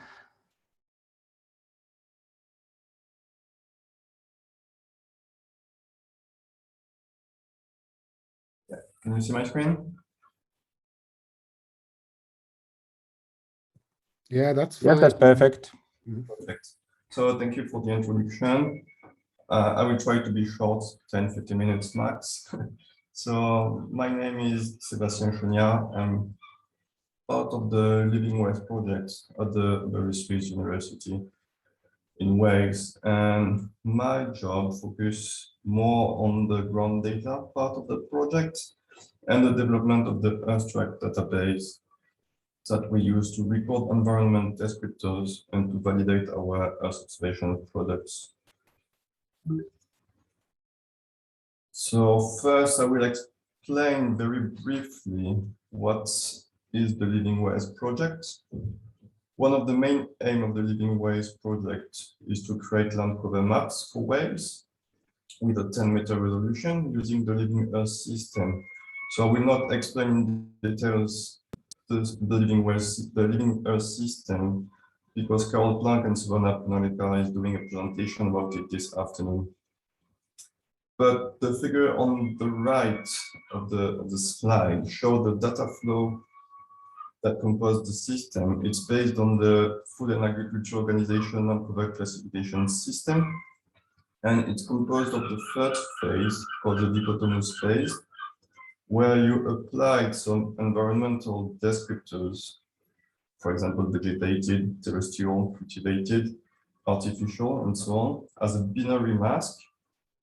Then you stack those different descriptors to obtain a map, such as the map you have on the left. This is the level 3 map we obtained for 2017, 2018, 19, and 20. And hopefully, at the beginning of next year, we will release the 2021 map. Then you can apply additional descriptors to obtain level 4 and level 5 layers. But the idea is that the Living Earth system is generating map and environmental layers, and all those maps have to be validated. And so the accuracy of an Earth observation-derived product or map is assessed by comparing the map label with a reference label at the same spatial location. Therefore, to validate the set of environmental descriptors and maps produced by Living Earth, we need a dataset of references. So we have created the Earth Track database that contains points with labels and it is filled by various procedures you can see on the screen, and I will explain each of them during the presentation. The main procedure is via a mobile app we developed using the ODK software suite, so the Earthtrack app. Another procedure is using deep learning to classify very high resolution imagery and to create points. And then you can have visual interpretation of this very high resolution imagery or external datasets. So first, the Earthtrack app. The core of the app is composed of a block to validate living Earth categories. With this block, the user is recording information about the level 3 categories and the environmental descriptors to obtain the level 4. But with the app, you can also record information about the dominant and codominant species if you are recording a vegetation category. You can also have some information about changes in the environment. It could be a short event with short-term switch between two environmental categories, such as a flood or a snowfall, but it could be also a short event with a long-term change, such as clear cuts or fire.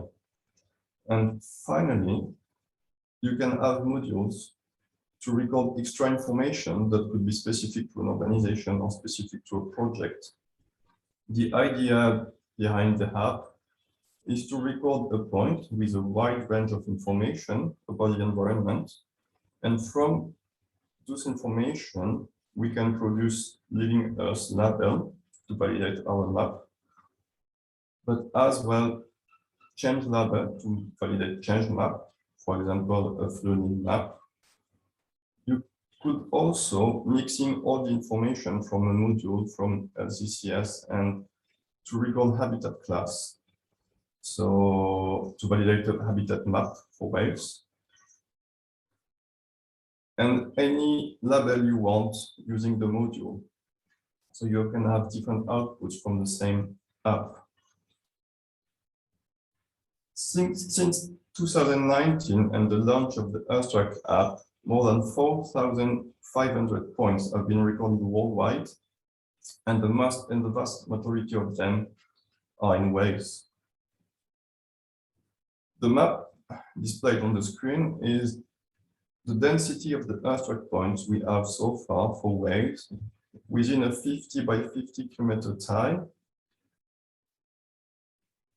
And you can clearly see that there is, for example, a lack of points on the northeast of the country and a high density of points in the mid Wales, because this is where the Swiss University is. And so this whole data set containing points, the map shows the whole data set from 2019, but ideally, to validate 2020 maps, we should only use points recorded during this year. So for the moment, we have a lack of points to validate maps on Wales. And now if we look at the repartition of the points between the different level 3 categories, you can see on the map on the left, I don't know if you can read the legend, but 1 square represents 1% of the data set. The green is for natural terrestrial vegetation. The yellow-green is for cultivated terrestrial vegetation. The blue-green is for aquatic vegetation. The red is for artificial surfaces. The blue is for water. And the last one is for bare surfaces. So the map on the left is the repartition of the points between the different level 3 classes on the Earthtrack dataset. And the map on the right is the repartition of these classes on the landscape in Wales. So we can clearly see that we have a lack of diversity on the Earthtrack datasets. And for example, if you look at the cell of the third column and the fourth line, you can see that you don't have any point for aquatic vegetation on the Earthtrack datasets. while it represents 20% of the landscape inside the cell. So to increase the number of points recorded with the app and to improve the spatial distribution and also the diversity between the categories, we are currently developing a new app and change the design of this app to involve citizen scientists and volunteers to use the app. Indeed, many studies shown that the citizen science dataset could be as reliable as robust as a dataset generated by experts. Of course, it requires to design your protocol to be used by non-experts, and you have to train these volunteers first. But hopefully, the dataset recorded by citizen scientists could be used to validate our map and to record environmental variable in general. So this new app, we hope to release it around May, June 2022. And we would be happy to show the results from citizen science to record environmental variable to maybe another Eurosite workshop. Another way to fill in the database, the Eurosite database, is to use deep learning. In fact, one issue with the app is you have to access the location where you want to record a point, and it could be tricky or dangerous if you want to record a point on salt marshes or on a very dense forest. So I will not explain in detail how deep learning works, but the idea is to classify very high resolution imagery using deep learning and to have for each pixel one label and one index that express the reliability of this classification. Then you can filtrate your pixel based on this index. And if you apply a grid that mirrors the resolution of your product, for living waves, it's a 10-meter grid because we have a 10-meter resolution product.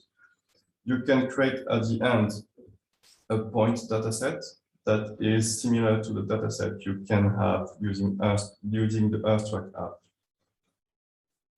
For the moment, we have just tried this procedure on the level 3 because it's composed of qualitative variables.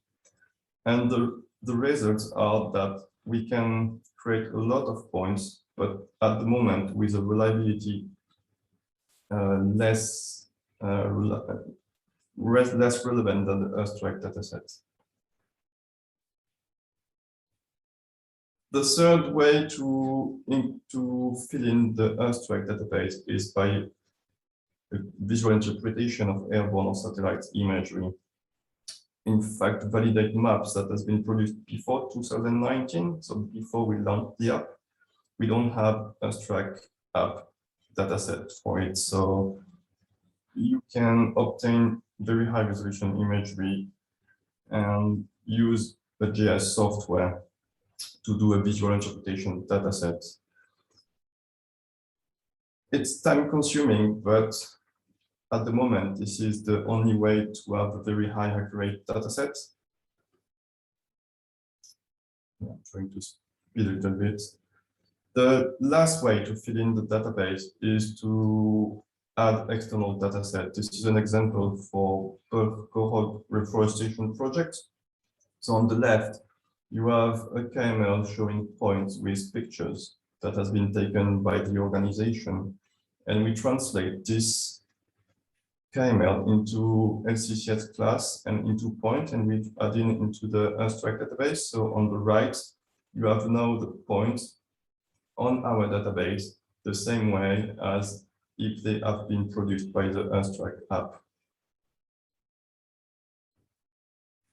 Finally, all the data from the Eurosite database are freely available on our GeoPortal. You can visualize any point with the different LCCS or land cover variable and the pictures taken by the app or taken by the app. For example, this point is perennial graminoids, and you have 2 pictures to be sure that it's reliable. You can also download the data with different formats, shapefile, CSV, and so on. This is the different URL and geoportal we have. So I will let them on the screen if you want to copy paste them during the conclusion, or I can copy paste them on the chat after. So the idea between the Earthwork database is not only to record land cover classification variable, but to be able to have a global database with environmental variable that can be useful for everybody. For example, we can have information about above ground biomass and use it, and the ESA can use it to validate their product. Or if you have a project, we can add a module in the app and we can record environmental variables that could be useful for you, and you can access them directly in our job portal. So yeah, it's 15 minutes, so thank you for your attention. And if you have questions, please ask them on the chat. Thanks a lot, Sebastian. And also thanks for keeping it short, but it was very intensive and interesting, I would say so. Yeah, and another point in our discussion, definitely. I wonder if you might, Clive, have one final sentence to summarize this part of the session. I think it's been an excellent session. I think the as I said, we set out to explain the problem. I think Lucia explained how remote sensing can certainly help to deal with some of the issues related to cover, and Seb's presentation also about how we can collect information on the ground that can add other layers of data to the data that we already collect, that we don't typically collect, including images that are georeferenced and which can be stored in a database and will serve as a reference point in the future. So I think that this morning's session has sets up the afternoon session very well, I think. And obviously we will build on these things in the afternoon, initially with more things to do with satellite imagery and the interpretation of satellite imagery and how that can contribute, but also then looking at the impact of drones again. So I hope you've all found it interesting, and that we will have a break now for just over 50 minutes, and we hopefully see you this afternoon. So thank you, and thank you everybody for your participation in that exercise. It worked. It actually worked, so it's great. I will have a look at the data over lunchtime, and when I finish my presentation this afternoon with Ricardo, I will see if I can tabulate the results for you. Thanks a lot, Clive. So I would like just to add that our audience counts even more than 130 attendees. So really great audience, and so stay with us. And at 2 we'll start from Jose Manuel Alvarez Martinez presentation on multi-temporal, multi-scale analysis of biodiversity with remote sensing. But just focusing on the second part of the title, the first one I will explain you later why, but focusing, trying to tell you how remote sensing have and can be monitored following multi-temporal, multi-scale analysis using remote sensing.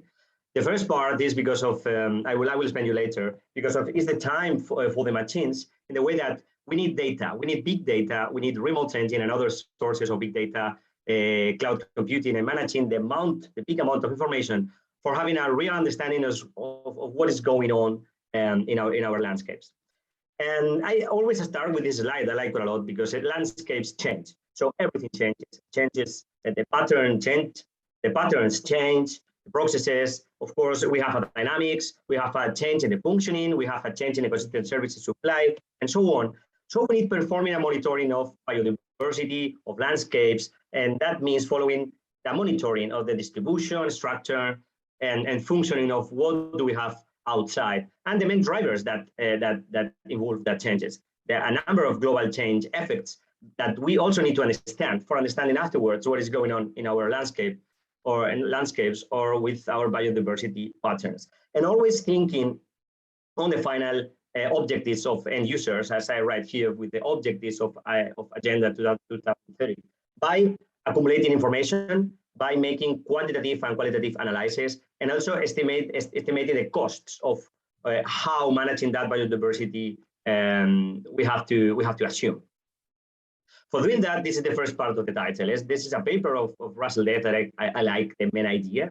That means that we need data. We need big data. We need machines. We need, in this case, satellites for having a more clear understanding of what's going on outside and taking our best decisions. For monitoring biodiversity, we could create a wish list of data, of the time series of data that we would like. We have no time to go into detail, but basically, we need long time series of data that are easy to integrate, that are representative of the different ecosystems, multi-scale, complete, free access, and so on. And also, this information needs to be accessible for the people that take the decisions and using a fair play of big data in biodiversity science, as this paper explains, and following a clear framework for engagement.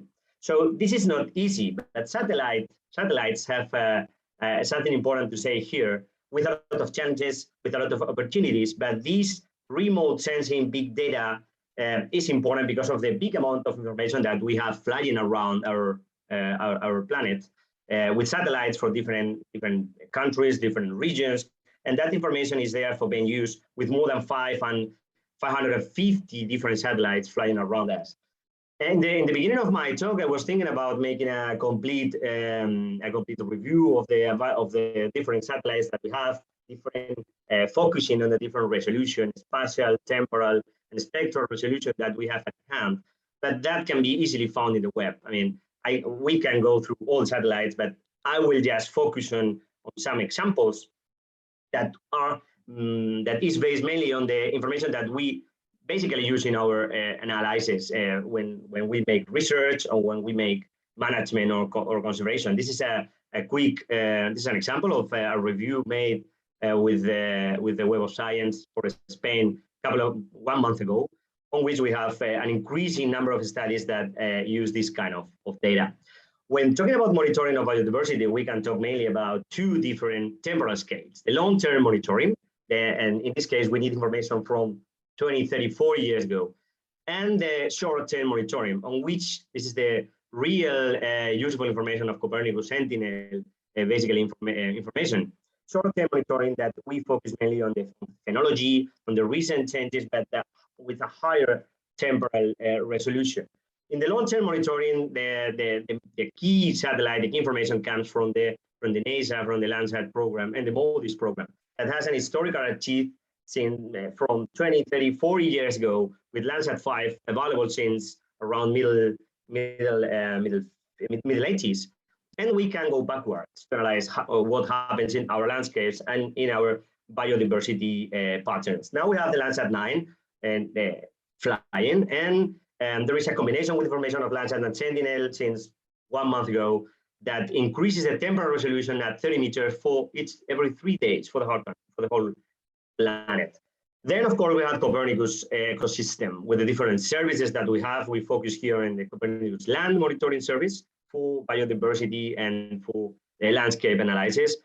But we have different satellites flying around us, the Sentinel and the contributed missions. And in numbers, we have more than 30 contributed missions, 6 Sentinel satellites with different sensors, with different capabilities and different services focusing on the scale. We have the global component, the pan-European component, and local component, with information that combined can give us a very good snapshot and a very good overview of what's going on outside for fulfilling our objectives. Sentinel-2 is like the key satellite talking about the optical information that I am not going to explain to talk here about the Sentinel-2 satellites that we have now flying, but we have a spatial resolution of 10 meters, very interesting spectral resolution, and 1 image for every point in Earth, every 5 days, with a lot of applications: forestry, biophysical variables analysis, monitoring, risk mapping. And we have not to forget about radar. I am mainly a remote sensing user of optical information, but radar is there, and radar is extremely useful. I am each time talking with more people working with radar. I don't use radar, but I would like, and using the different capabilities of Copernicus with the Snap software, we can easily start using radar information in the body of Sentinel with Sentinel-1. That is very important information for talking about the structure and functionality of vegetation or our biodiversity patterns. We have more satellites, not only Sentinel talking about radar, as the ALOS satellite from Japan, the TerraSAR, the European TerraSAR platform, and in Spain we also have the PAD satellite and so on. So we have a lot of information, and the important thing is to use it coupling with the optical information. So using a combination of radar and optical is very useful. I'm talking here just specifically about Sentinel-1 and Sentinel-2, mainly because of the cloud coverage. One of the most important problems that we find when we are working with Sentinel-2 is the cloud coverage. It's a very important issue that sometimes we have to use like a lot of images for creating only mosaics. So this opportunity of combining both gives us a good framework in the near future for getting much more information with a higher temporal resolution. Just to mention the work coverage of the JEDI ecosystem LiDAR information. It's a LiDAR that we have information for the whole Earth, but not covering the whole territory, but covering the most a lot of parts of it that we can use for combining with the optical information as well, and getting a more a richer information about biodiversity. So information is there, but very important to know where to get this data. So we have different hubs, different platforms for downloading the information from NASA, from ESA, from all the other satellite has at the end its own platform. And of course, we have to explore. It's a big issue, and I'm going to go into detail, but the data accessibility is there, and it's time, for example, with the DIAS of Copernicus, each time will be easier and will be more. We will be more able to get long-time series of information from the web. So different platforms on which we can download the data, different data products that we can develop different products, as I will show you now. But basically, we can work just with one image, or we can work with a number of images for following different workflows, getting our final results with the band combinations, with the vegetation indices, for finally analyzing what is going on in our patterns and dynamics of landscape.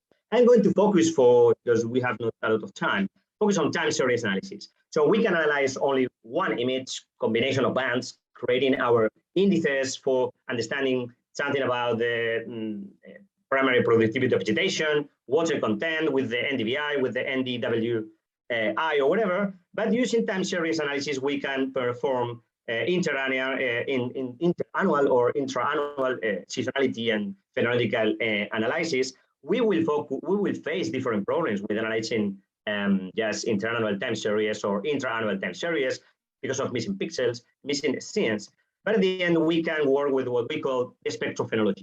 So we can create time series of information for extracting overall patterns of biodiversity, for identifying punctual anomalies of that effects of global change that are affecting biodiversity. And we can do that for different objectives. In this example is from my colleague, Cristina Gomez. We can use here time series of Landsat, or shorter, but more with a higher temporal resolution time series of Sentinel for identifying different species, identifying different functionality, and finally for assessing biodiversity, for going from data finding where the data are stored and then analyzing the data, making analysis, and doing a lot of applications. We have no time for going into detail, but we can classify species, habitats, identifying effects of global change affecting our landscapes, our biodiversity patterns, and going into detail into fire cartography, diseases, and so on. We have a lot of experiences. I will share with all of you the presentation. You have a lot of information in papers and in different projects. And there is a good platform in ESA, is the Copernicus for Regions, that on which we can find a growing number of case studies for applying Copernicus and remote sensing in regional ecosystems for assessing biodiversity and related issues. I'm going to focus, just for showing you an example. I'm going to focus on one example. It's the one that we have been developing since the last 4, 5, 6 years in our region in the north of Spain for monitoring biodiversity with a view in Nature 2000 reporting issues, or at least technical basis for allowing the final users, the administration, making that report about Nature 2000. When I started working, we always focus on the available CLMS Copernicus information. We have a lot of information there that we have to use. We have to understand what do we have there. But sometimes our problems are beyond data availability because landscapes, biodiversity patterns are complex, and we have to go in more detail into them. So we have to use in situ data. We have to go a little bit more far away on what the maps are giving us, and we have to go to the field and understand, collecting information. For having, this is a question we will ask at the end of the presentation in around 8 minutes. So there are two different worlds. So it's different than local vegetation with the remote sensing approaches. So it's not different. We will see that this is not a probabilistic tool for making a better job. So we'll start with in situ information. We go to the field during long field campaigns, sometimes expensive, and we collect a number of points that we combine with predictors. We have predictors about everything, about topography, climate, soil properties, some of them easy to get and others complex to get. And of course, remote sensing. We have all that information that we have been talking about. We have satellites, optical satellites with different spatial, temporal, and spectral resolution. We have the radar for complement that capabilities. Everything is there, and we put together our occurrence data with different predictors, different indicators that we get from the satellites for making our models. We make models with different algorithms. It's a big issue using the data mining, machine learning, artificial intelligence algorithms for getting our maps. Each day with more need of doing this with operational systems as the cloud computing and as the open data gives. So what do we get with our maps? So we get different predictions. And in the base of the information that we include in our models, we get different predictions. So that's very easy I want to explain easily that when we model our biodiversity only with environmental predictors, we get potential distributions. When we model using remote sensing, we get what we actually have in our landscape. So we actually get patterns of current biodiversity, not just potential distributions. This is an example of a map that we obtained for when modeling European dry headlands in our region in Cantabria. If we see in detail, so the map more or less reflects where the dry headers occur in a space. When we made this with other habitat type, for example, forest, we get the prediction. And when we put all together, we get something similar to the typical map that we are used to see. We have different predictions, we combine, taking into account uncertainty, dominance, and we finally get a distribution map.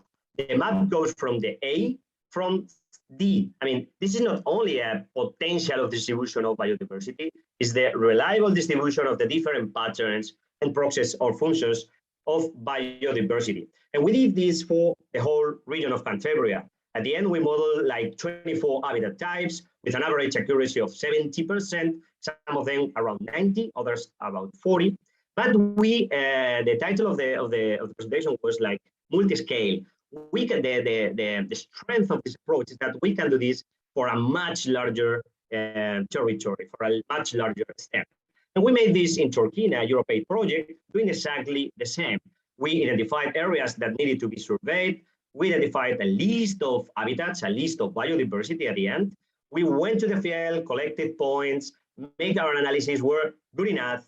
So we combined all that single vegetation maps into a final vegetation map of biodiversity in central Anatolia. Same that I explained for Cantabria, but for an area is around half of Spain or like 40 times the extension of Cantabria. But sometimes the patterns are complex, continue being complex, and these kind of approaches are not enough. So we have to continue working with a multi-scale approach with the multidisciplinarity for arriving towards what we need. This is an example of how we are mapping now grasslands or wetlands, following a similar approach, again in the north of Spain. Uncertainty is not an easy thing to deal with, so we have to analyze where do we have accurate results, not accurate results, and maybe change our satellite. This is an example of a map made with Sentinel. This is Landsat, Sentinel again, Landsat. So the map improves, but sometimes we need to go a little more far away and use very high resolution satellites or drones, as previous presentations explained, to have maps good enough. This is an example of wetlands mapping in an area that is a Nature 2000 site because of the wetlands distribution. And we here combine all the capabilities for mapping with Landsat, Sentinel, and Deimos 2, a very high resolution. It's a contributor mission of Copernicus for getting a suitable map. In the right side, you can see the difference when working with Sentinel and Deimos in a combined way, or when working only with Landsat or Sentinel in the upper part. So maps improve. But the issue is that if we have to do this for a very big area as Turkey, we have problems. So when defining which resolution we want to enhance in our analysis, spatial is good, but we now are doing our best with the temporal resolution of the medium satellite imagery, specifically Landsat and Sentinel, for creating the spectral phenological curves. These spectral phenological curves allow us 1 pixel track with long-term monitoring with Landsat and MODIS, for example, with short-term phenological monitoring with Sentinel, only for 4 or 5 years, but with a high temporal resolution and improved spatial and spectral resolution. So for any part of our region now, we have the spectral curves that allow us identifying indicators for mapping. This is an example, just for finishing, about grasslands. We have to the left an average curve of natural grasslands, to the right an average curve of managed grasslands. The curve is quite different, quite different. So this allows us defining spectral indicators that allow us going a little bit more far away with our mapping, with more accurate maps. Putting everything, all these capabilities in a complex workflow, I am going to explain in detail. We started mapping grasslands in Cantabria. So starting for a very accurate land use land cover map, we can extract grasslands. If we have time series of satellite imagery that allow us defining oscillation in NDVI, or the amplitude of the variability of NDVI through time, we can identify indicators of the different habitat types across space. Combining this capability of the time series of information with a mechanistic model that informs us about the productivity of vegetation, we put everything in common. I am going to spend more time for identifying, finally, combining the capability of the satellites and the capability of the spatial modeling, a mechanistic modeling about grassland productivity. We identified where do we have the grasslands that are managed and the grasslands that are natural, and also if that grasslands are managed by grazing or by mowing.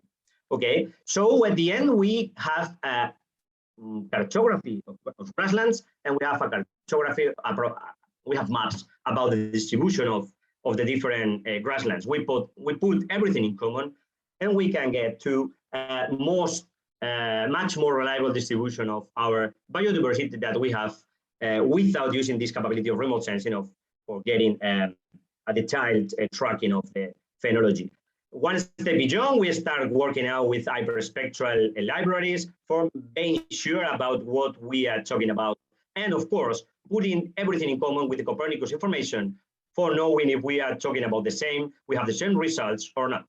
So at the end, yes, sorry, I'm going to go to the end. The question that I put on the table in the beginning, that there are two different worlds. The answer is no.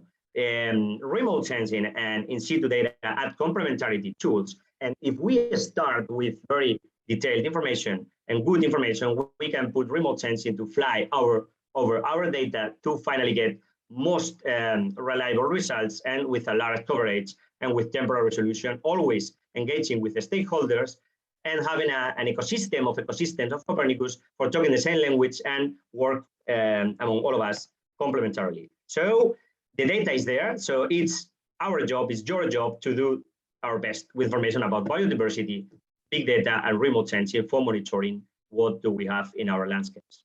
And thank you very much.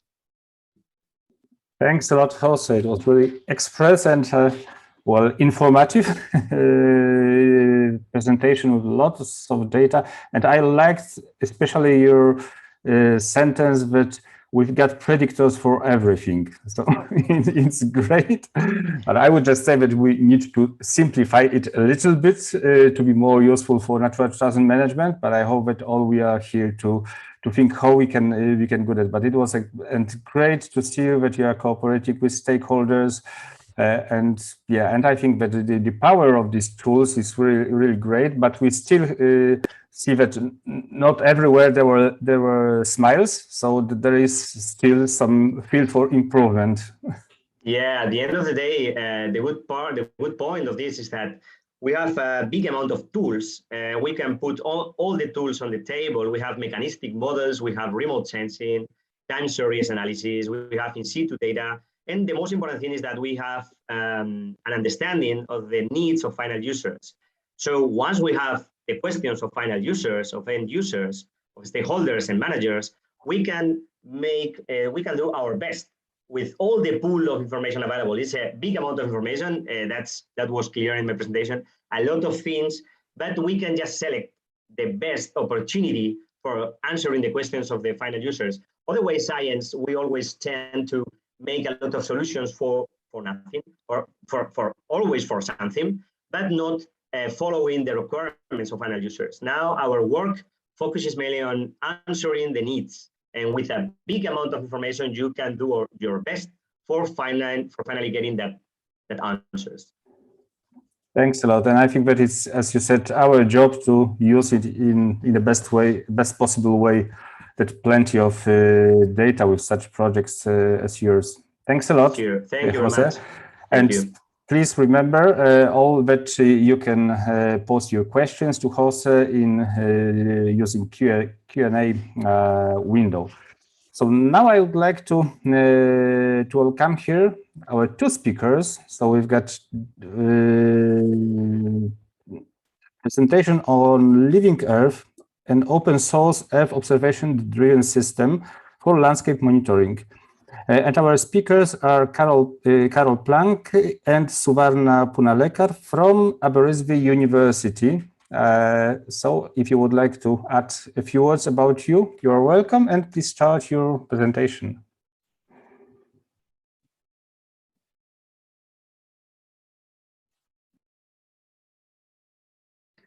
Can you see the screen? Yes, perfect. We can see it. So good afternoon. So I'm Karol Plank, and with my colleague Suvarna Punalekar, we'll be presenting to you the Living Earth system, which is an open source Earth observation-based system for landscape monitoring that has been developed as part of the Living Welsh project, which is funded by the Welsh government and also developed in collaboration with Geoscience Australia. So today, the importance of environmental monitoring in support of ecosystem conservation and restoration is widely acknowledged, as this allows government, but also civil society to identify and highlight problems, but also to develop and assess solutions and actions. So the Living Welsh project was developed into this context and aims to significantly advance the use of Earth observation data in Wales, but also internationally for sustainably managing, conserving and restoring landscapes, rather than simply observing and reporting on environmental states and changes. Sorry. So Earth observation can come from a large variety of devices, such as drones and planes, but satellite-based Earth observation have played a fundamental role in monitoring, particularly given the synoptic coverage and routine collection of over decades. Also, a major advance has been to the open release and the free access to the global archive of NASA Landsat data and either Sentinel optical and radar data. So collectively, these provide high spatial 10 meter to 30 meter resolution data with high temporal, so weekly to fortnightly observation, which with which to undertake and inform on environmental monitoring at local to global scales. Also, the long-term continuity of the missions has been ensured by major space agencies, thereby reducing the gaps in the archive and ensuring that all the methods which are being set up today will still be applicable in the future. So, sorry. So, but with data volumes associated with this data archive, we have seen like exponential increase of data volumes, which are leading to what is termed today as big data, big Earth data. So this leads to massive time and cost spent by users on data preparation, which is a major barrier to full and successful utilization of space-based data. So, and as data volume grow, the barrier is becoming more and more significant for all users. Moreover, many satellite data users lack the expertise, infrastructure, or even just internet bandwidth to efficiently and effectively access, pre-process, and utilize the growing volumes of data. So in order to tackle this problem and facilitate access and use of satellite data, and of course, thereby increasing their uptake and impact, focus has been on solutions to significantly advance the processing and analysis of Earth observation data. So COS, which is the Committee on Earth Observation Satellites, have introduced the concept of and push for analysis-ready data, which are like satellite data that have been pre-processed to a minimum set of requirements and organized into a form that allows immediate analysis with minimum additional user effort. And also it is interoperable. And also its interoperability both through time and also with other data sets. So increasingly, satellite data are being provided in analysis-ready data format by providers.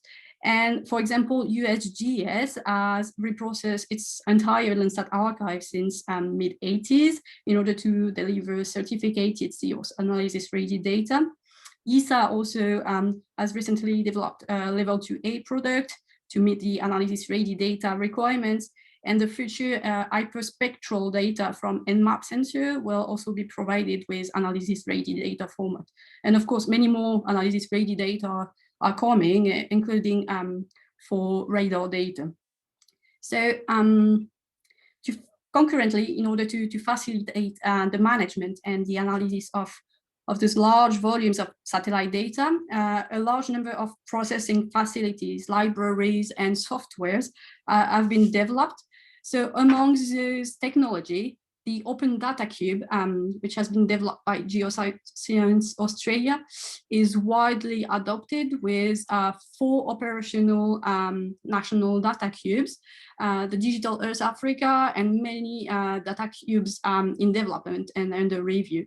So the Open Data Cube provides an open source solution for storing, accessing, managing, and analyzing large volume of satellite and other geospatial data in a very efficient way.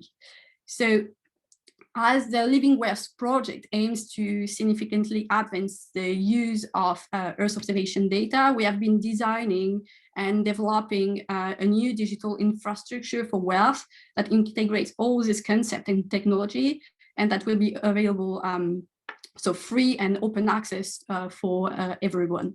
So the Living Wells analysis-ready data archive includes both the Sentinel-2 and the Landsat data, but also Sentinel-1 radar data that have been pre-processed by our team to analysis-ready data format. The whole analysis-ready data archive will be viewable and downloadable from a user interface, but also will be indexed into the Wells data cube. that will be accessible and usable by anyone through simple Jupyter notebooks. But the Living Wells project's aim is to significantly advance the use of Earth observation data in wells for a specific purpose, which is to sustainably manage, conserve, and restore on the landscape, rather than just observing our ecosystem disappearing. The problem is that the stakeholders who are participating into the decision-making phase often lack the expertise to analyze satellite data, especially when we're speaking about non-optical data. And even though the satellite data are delivered with analysis-ready data, analysis-ready format, there is still a huge gap between analysis-ready data and ready-to-use information and knowledge. So the Living Earth system that has been developed as part of the Living Wells project has been developed to fill this gap and to deliver ready-to-use information and knowledge, and by providing environmental descriptors layer, maps, and information about the status and change of the monitored landscape. So information that are useful and relevant to stakeholders. So the Living Earth system, which is it's a software package which is free and open source and has been developed in collaboration with Geoscience Australia and has been implemented as a standalone version, but also within the Open Data Cube environment in order to provide information at local, national, but also continental scale with the case of Australia. And we are working closely with several international collaborators to integrate the Living Earth system within their own data cube. So the system is based on the internationally recognized and globally applicable United Nations FAO's land cover classification system, and we're using the version 2.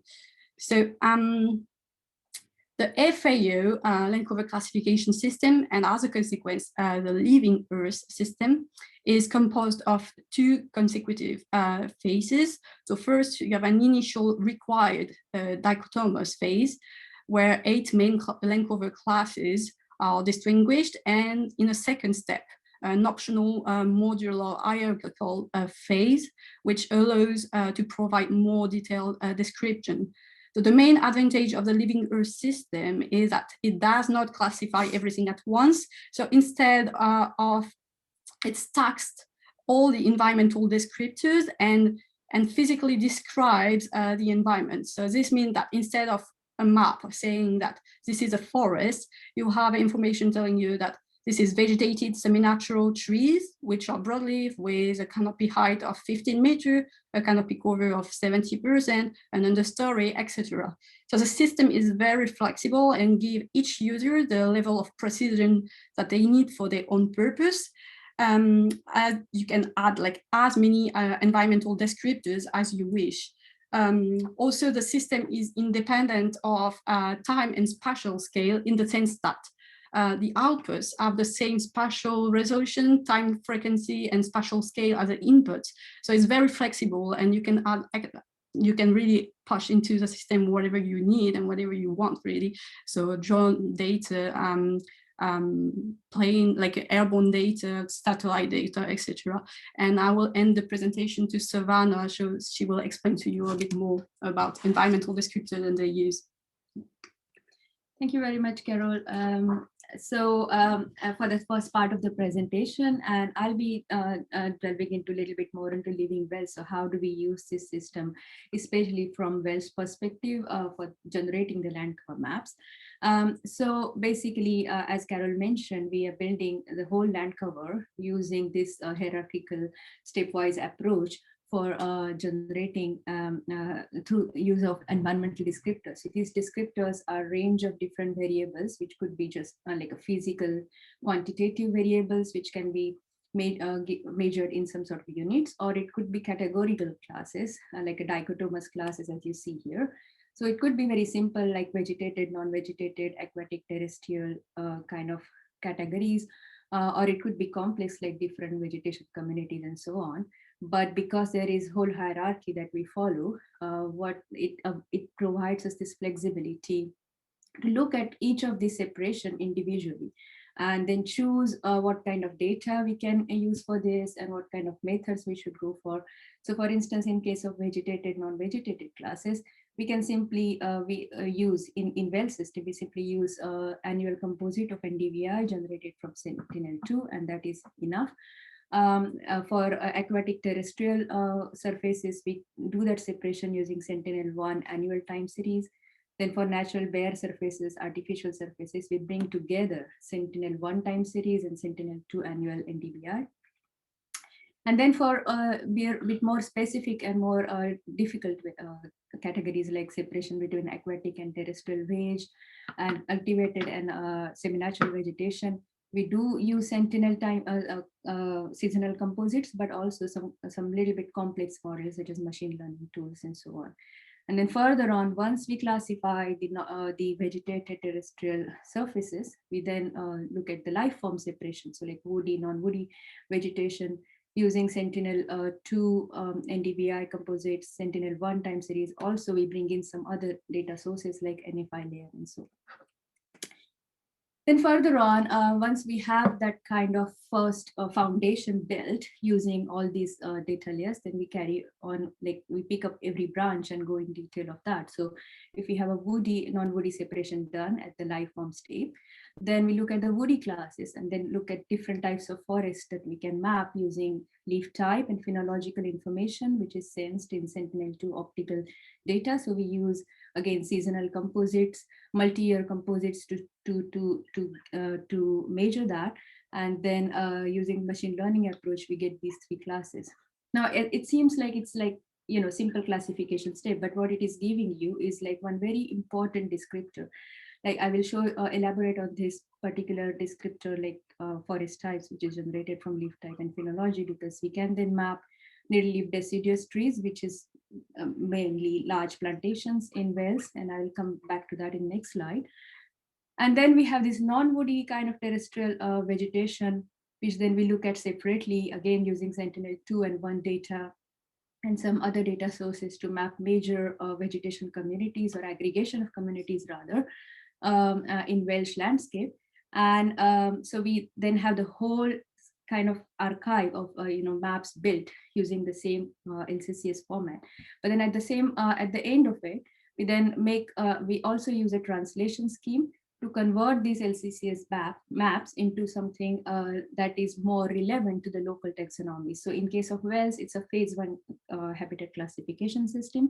And this is very important because we do want to generate maps which are globally comparable. So our maps are very comparable with those produced in Australia.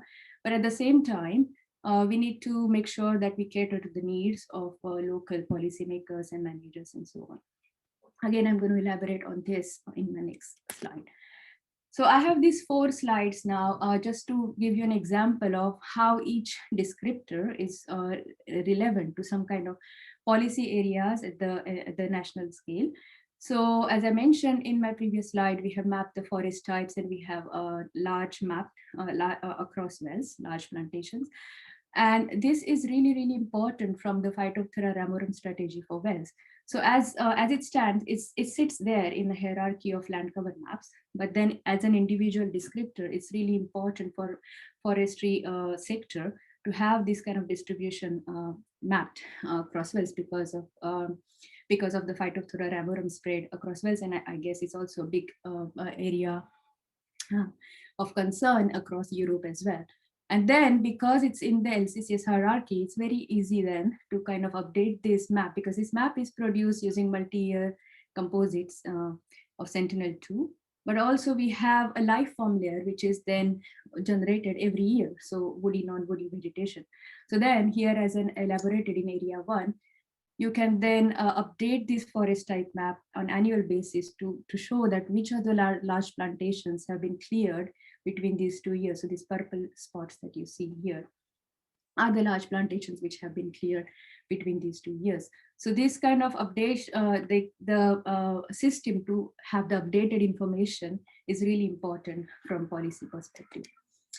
Then again, elaborating a little bit on the semi-natural habitat type classification. As I mentioned, we are following phase 1 classification here. So we have all these maps built using LCCS system, but then we bring in a lot of contextual information. For instance, the peak depth across wells, then original phase 1 map that we have to get some contextual information. So here we have mapped the Kaluna communities, which is heather communities, and then we are putting all these decision like conditional stepwise translation scheme to convert this into relevant phase 1 categories. So you are not just stopping at the vegetation community level, but trying to put all this information together to get the information which is very useful for local management point of view. So here it's also going, it can be used like for sonar reporting, which is a very important framework of reporting under Welsh Environmental Act and so on. Then another example of how one descriptor can be used for entirely different set of application, but still following the same system. So here, Carol has worked on this. She has used Sentinel-1 time series data to map floods across wells. Now the method was, as I mentioned in previous slide, we mapped the water bodies across wells using annual time series of Sentinel-1, but that method can be modified a little bit to then capture these events like floods at subannual time scale as well. So this is a flood event which occurred in Wales in February 2019, and these 3 days even, 2020. And then what you can see here is how the floods have developed across the south, across this catchment in the southeast Wales. And again, this is a short-term change. So this can also be captured using the same kind of method and same kind of framework, but it caters to the entirely different policy areas, which is at national scale. And another important aspect of our work. Excuse me if I can interrupt you, because we are a bit running out of time, so something like 1 minute left, okay? Oh yeah, it is just a last slide. So then we are using all this mapping system to also work with projects where we can actually use this to shape the future landscape. And this is to what we are trying to do here is to couple all our maps with a modeling tool, the process-based models, to generate different kinds of scenarios for the future landscape and future forest distribution. So again, we will be following same framework, but it's entirely different application then. So in summary, what we have here is an operational Earth observation system which could cater the needs of wide range of policy areas and end users. Essentially, this is an open source system. And as you heard from Sebastian's talk in the morning, it has very good integration also with the field data, so so that we don't forget our validation strategies, etc. And it is quite flexible system, which can cater to the needs of global and local monitoring requirements. And then it's flexible to adopt to the new data sets. So if we have a drone data sets or airborne data sets or very fine resolution data sets like planet imagery, we can still use it within the framework. And also we are very flexible in terms of having different methods as well to get each descriptors. So that's it really. This is the list of publications. We pass it on with our presentation. And thank you very much. Thanks a lot, Carol and Svarna. It was a great presentation. And I would like just to remind you that a few weeks ago, we had an excellent meeting in Wales. It was a hybrid meeting, and it was the first meeting within our idea of Eurosite remote sensing hubs. And it was well attended, and we hope to develop this idea of living whales in many other countries. We hope to have these meetings at least twice or 3 times in different countries per year, but the first was done in Wales, so you started this process. Thanks a lot. So thank you, and our next speaker is Klas Pauli. could ask you, Klaas, to join. Klaas is from Remote Sensing Unit, Flemish Institute of Technological Research, VITO in Belgium. If you could say a few words about you and show your presentation. Yes, thank you, Wojtek. I will share my screen at this moment. You should see probably my presentation full screen. It's perfect now. Yeah, thank you.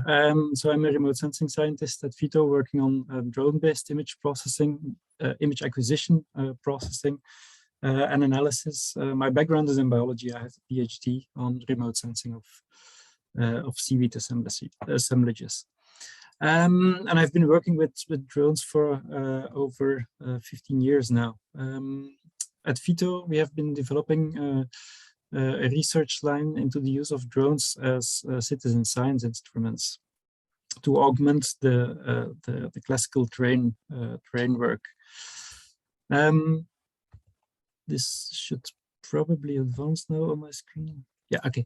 So I will not sedate you with a lot of drone legislation here, but there is something that I wanted to bring to your attention. Many people may not be aware of this, but the drone legislation at the European level has changed dramatically since the beginning of this year. So whereas previously there was really a patchwork of legislative initiatives across all of the countries, where drone usage outside of professional context was very strictly limited or even impossible. And the rules change from country to country. This has now changed since the beginning of this year. So the legislation has been unified across the European Union. Actually, I should say the EASA countries. So this includes the European Union, plus the UK, Norway, Switzerland, a couple of other countries. And there is no longer any distinction made in this legislation between professional and recreational use. Instead, the legislation has now adopted a completely risk-based approach. This effectively opens up kind of a revolutionary way of using drones and enables really citizens to start using drones to do some observations as well. We like to call this a flying smartphone revolution, because if you think about the consumer-oriented drones that are in the market now, they are very lightweight. They can be less than 500 grams. They are very highly automated and easy to use. They are equipped with cameras that have very comparable imaging quality compared to smartphones. They come also with the same kind of metadata with these images, like GPS-based information and orientation data. Also, again, with the same accuracy or quality as we are used to with smartphone observations. And they are more or less also in the same price category. So you can find very capable drones for around 500 euros, for instance. So what we want to do is to create awareness of these opportunities and come up with a set of best practices and examples in using these drones to observe biodiversity, but also other things in a citizen science context. To be clear, we are speaking here only about drones that can be operated in the so-called open category. So where no prior authorization is necessary. And this is all because it's based on drone operations that adhere to certain requirements that lower the risk.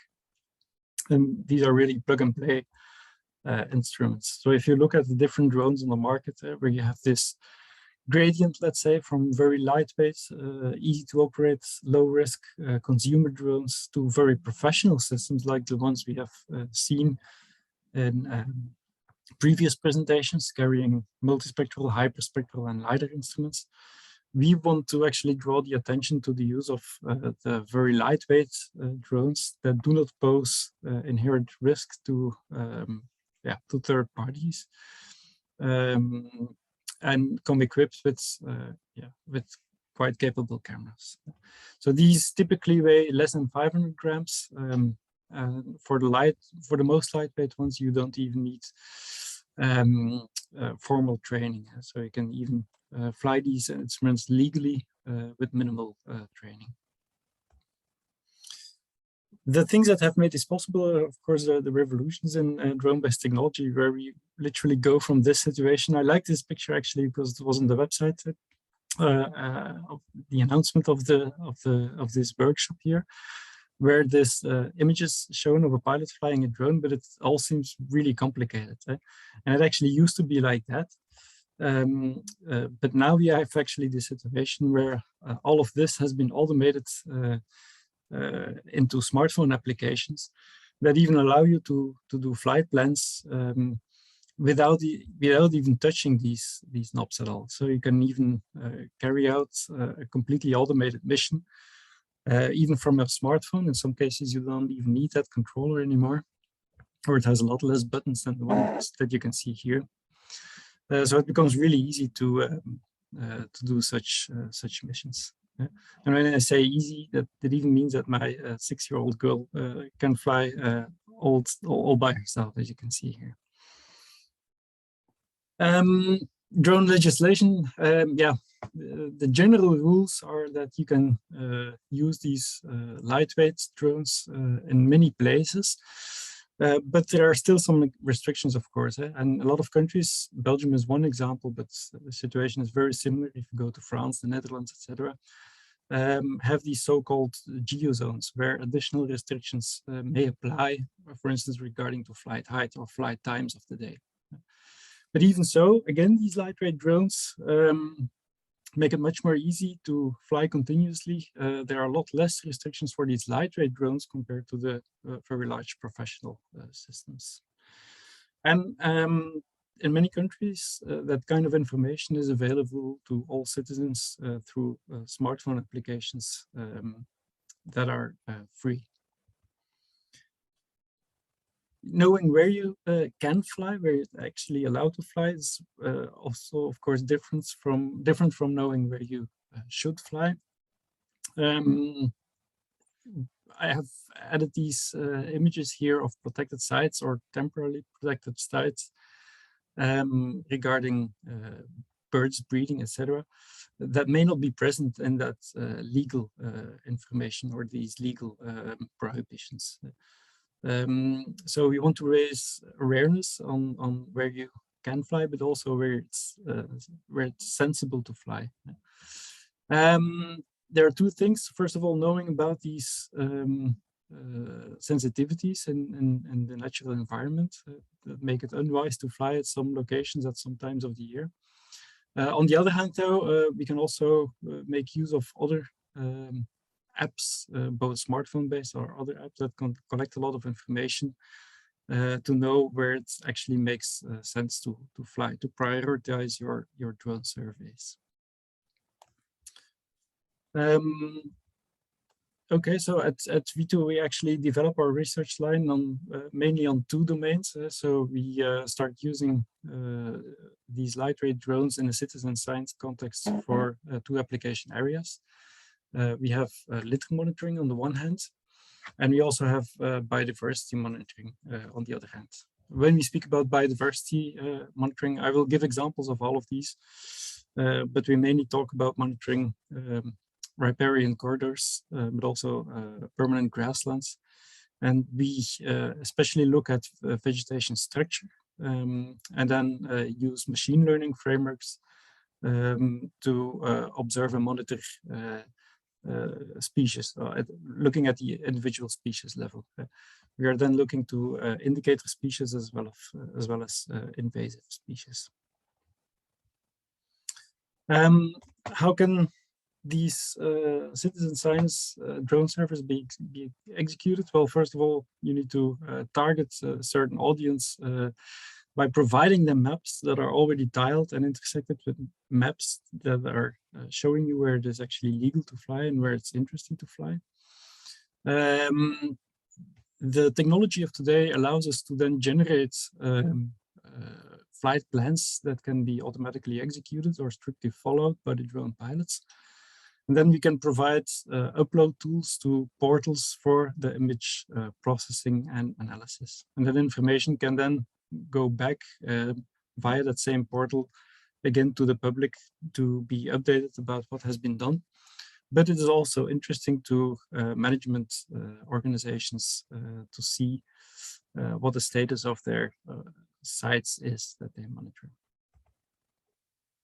One such example is the monitoring here of an indicator species called Apolustris in this case, as a proxy for areas where we can find seep.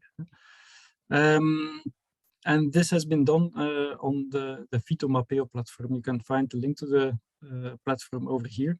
This is actually a completely automated online drone processing portal that we have developed specifically for the agriculture sector and more in detail for the phenotyping business, but for which we are now developing all other kinds of targeted applications, for instance, for biodiversity monitoring or water quality monitoring, etc.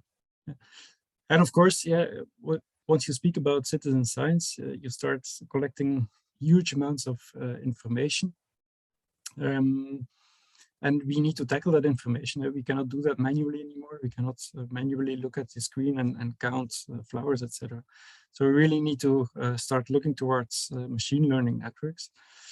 On the other hand, also, we are working with citizen science imagery means that you are working with RGB imagery rather than multispectral or hyperspectral, or let alone LiDAR data. But we can use the very high resolution in the RGB images to detect shapes and recognize them and track them throughout the images. And for instance, here you can find an analysis of how we were able, after proper image labeling, of course. The image labeling process itself can again also be distributed in citizen science frameworks as well. But how we were then able to use that label information to detect these individual flowers, I should say, on 1 centimeter ground resolution imagery in an undeveloped area in Flanders. Here you can see the result of that entire process on the Mapeo platform, which is a very easy to use online interface to query these maps. And the interesting thing is then once these machine learning frameworks have been installed and properly trained and tested, we can then transfer them to other applications through transfer learning to detect other things, such as the emergence of certain crop species as well. Other applications or other examples includes the monitoring of vegetation structure.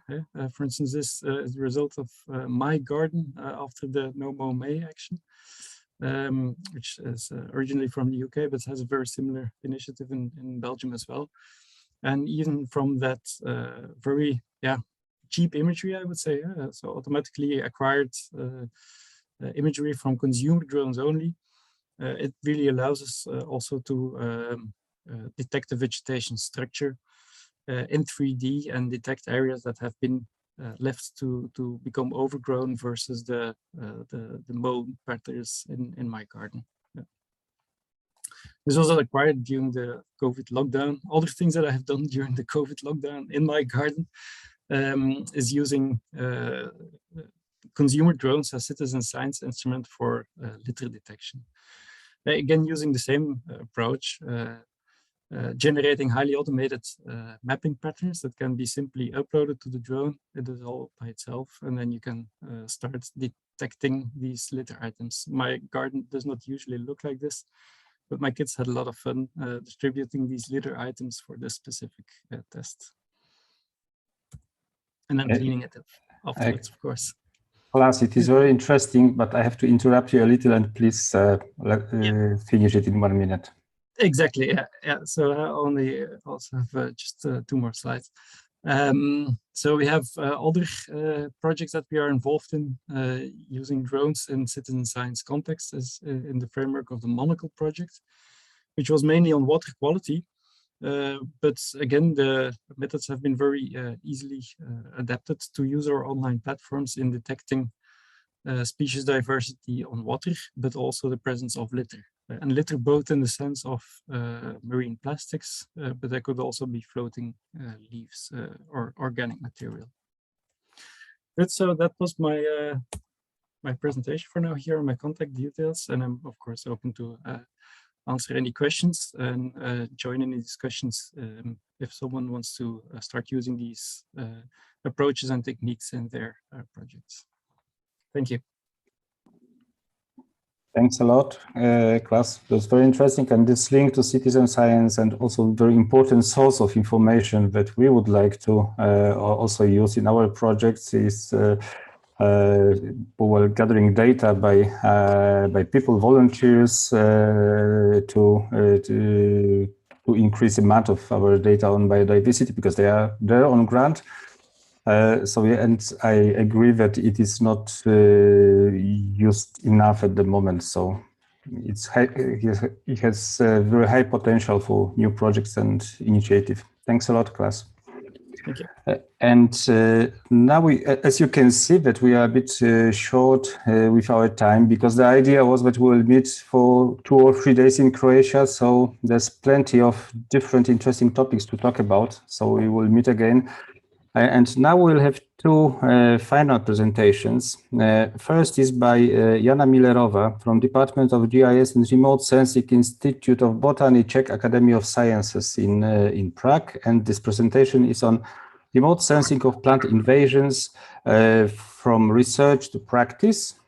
So Hi, can I ask you to allow me share the video, because I cannot.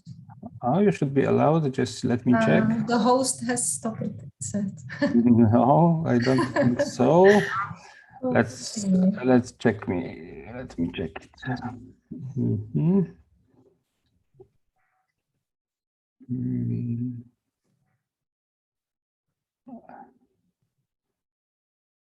Okay, thanks. Hi. Oh, perfect. So the floor is yours, and please keep it very informative and rather short to be able to have some time for questions at the end. I will. So I hope you can see my screen. Yes, but on my screen it's a bit strange because we can see just half of it. Okay, so I try to do more. Share the screen. Okay, is it better now? Yep, now it's perfect. Go on. Perfect. Thanks. Today I would like to talk about the how can we use remote sensing for plant invasions? What is the potential, and what are the drawbacks and limitations of the technology? And to briefly touch the issue why this tool is not widely used in practice so far. I'm from the Institute of Botany, and I have this presentation is a joint collaboration of many other authors that are listed from our institute, as well as from Germany and Italy and South Africa.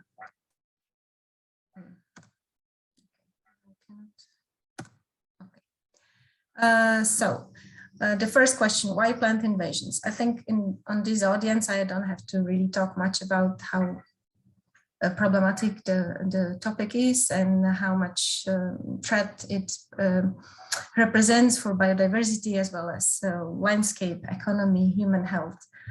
We all would agree that impact grows despite the worldwide effects, and it is well known that invasions are very hard to control once they are fully established. Just to be explicit, because I'm a plant ecologist, I will talk about the plant invasions only. So to stop the invasions or to control, manage, we need fast and precise monitoring. And also we need to understand the process and dynamics of invasion. Because if we don't understand how invasion really works in the landscape, we are not really able to do the proper management to control. So here, why remote sensing comes in place. It can clearly improve early detection or monitoring. It can provide information on spatial temporal structure that help us to understand the process. It can be fast, repeatable, efficient if computer-assisted methods are used for timely monitoring. And it can markedly reduce the cost of field campaigns. It can be more effective and less expensive in case we are able to detect the species with accuracy high enough for the use of the decision making or for the management. So the remote sensing can contribute different ways. This is a classic curve of innovations that you probably all know, from stage of pre-introduction to initial inclusion, expansion, dominance, and if we are lucky, then also the eradication and restoration on the site after.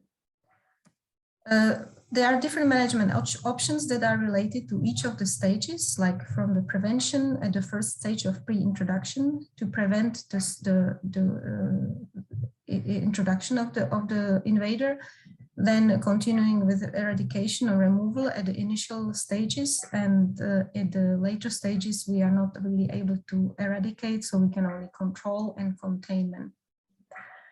And of course, at the final stage, if we are able to eradicate the species, at least in some habitat, we need to do the restoration measures after to prevent the re-invasion.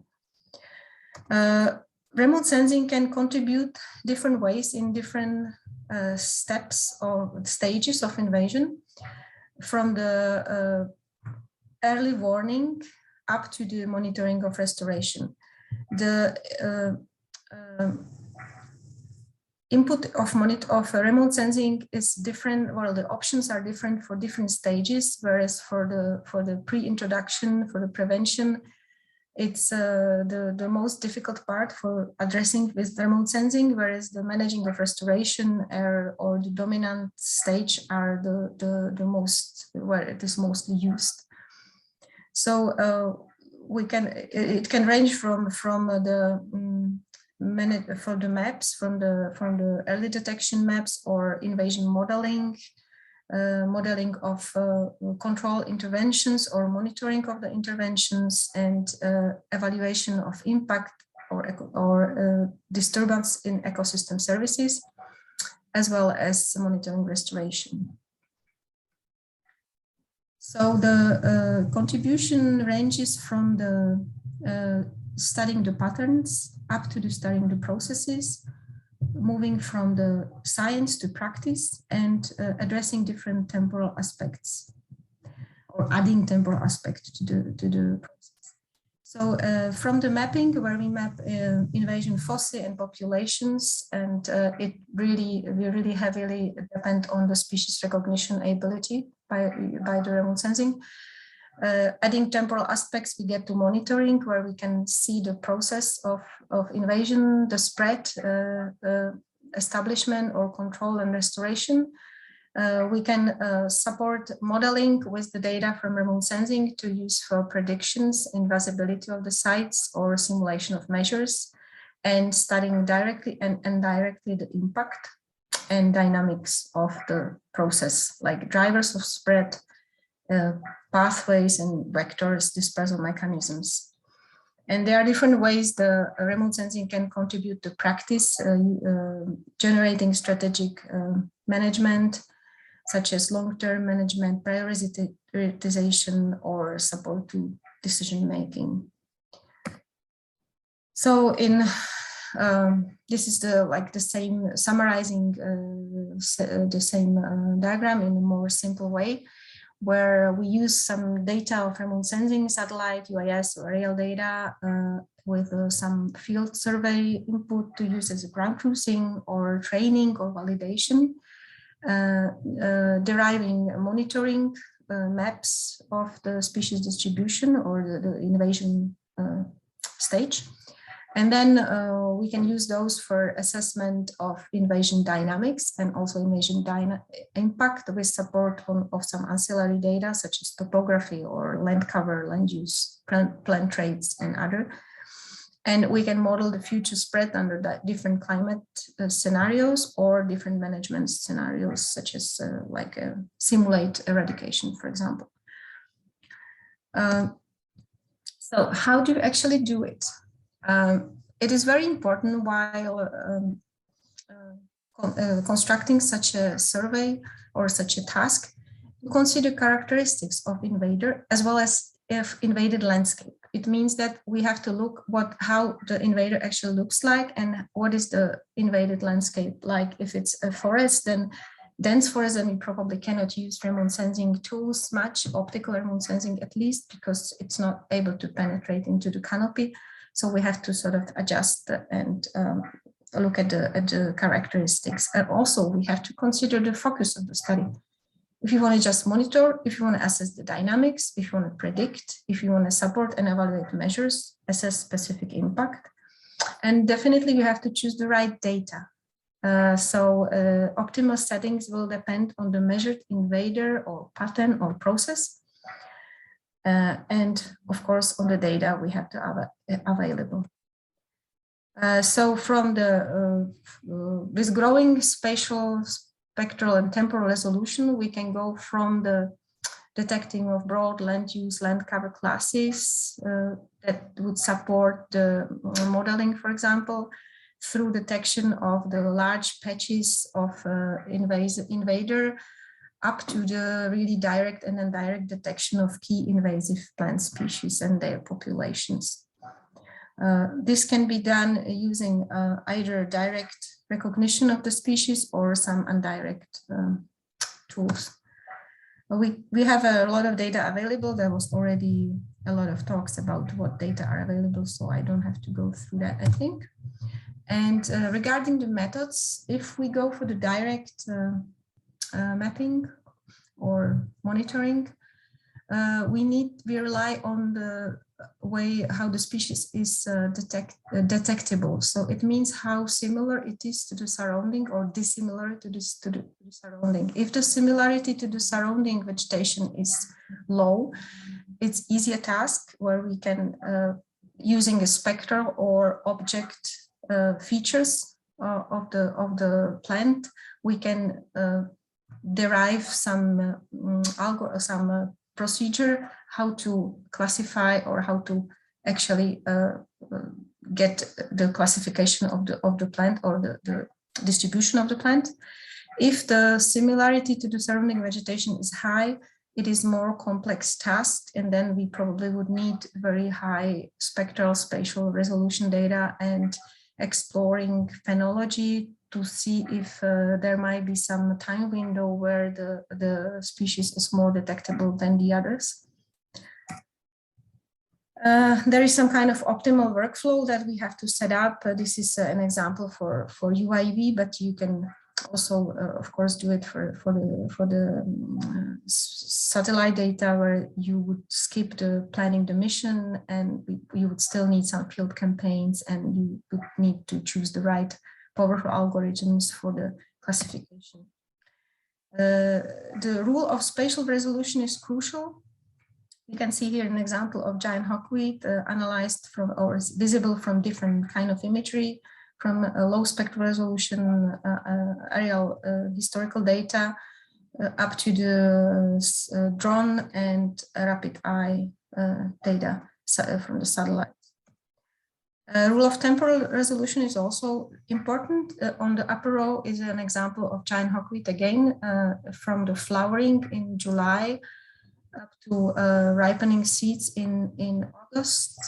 And on the left is the Pleiades data with a coarser resolution. So you can clearly see that the visibility of the plant is lowered if the right time window is not used. The lower example is for Asian knotweeds in general, for Rhinotria or Fallopia, where in late autumn it colors to red, and we can clearly see that it's very easy to distinguish from the imagery, even if it's below the deciduous trees that drop the leaves at that time of the year. So the right timing is crucial, and rule of classification approach, as I said, is also important, choosing the right object or pixel-based classification. So remote sensing is great. It's a powerful tool for tackling flying invasions. So why it's not widely used in practice though? You can see the number of published papers is growing, but still the examples of use in practice are quite rare. Sorry. There are many technical issues such as uncertainties, complexity, problems of transferability, problems with upscaling from the fieldwork to the UIS and satellite data. But there are also some solutions.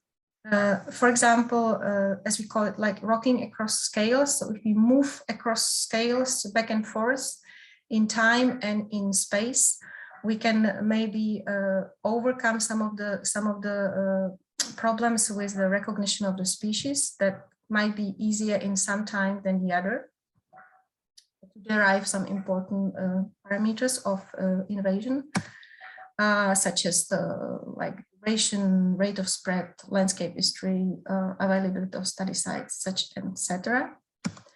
Another solution would be citizen science, cloud solutions, and new powerful algorithms that could be coupled together in a way that the cloud-based citizen science is used for training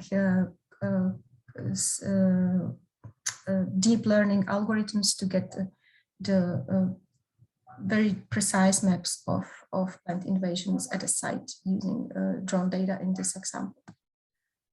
And but the holy grail would be communication. There is always a problem in communicating science, even among the different disciplines within the science, like field ecologists and remote sensing ecologists.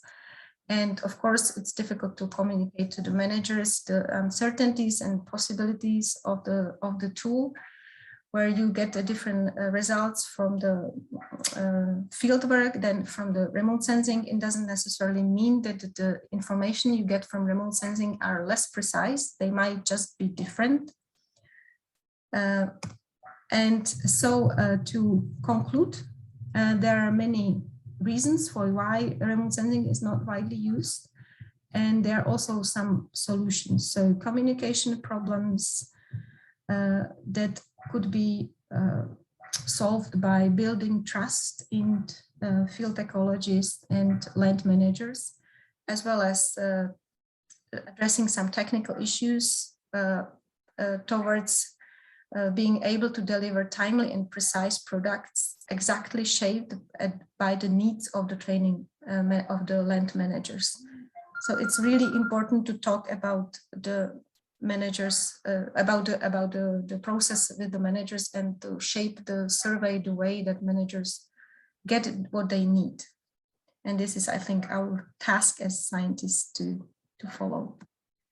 And there is also an IP-based assessment of invasive alien plants that is now being prepared, where there is a large part dedicated to remote sensing and other monitoring tools.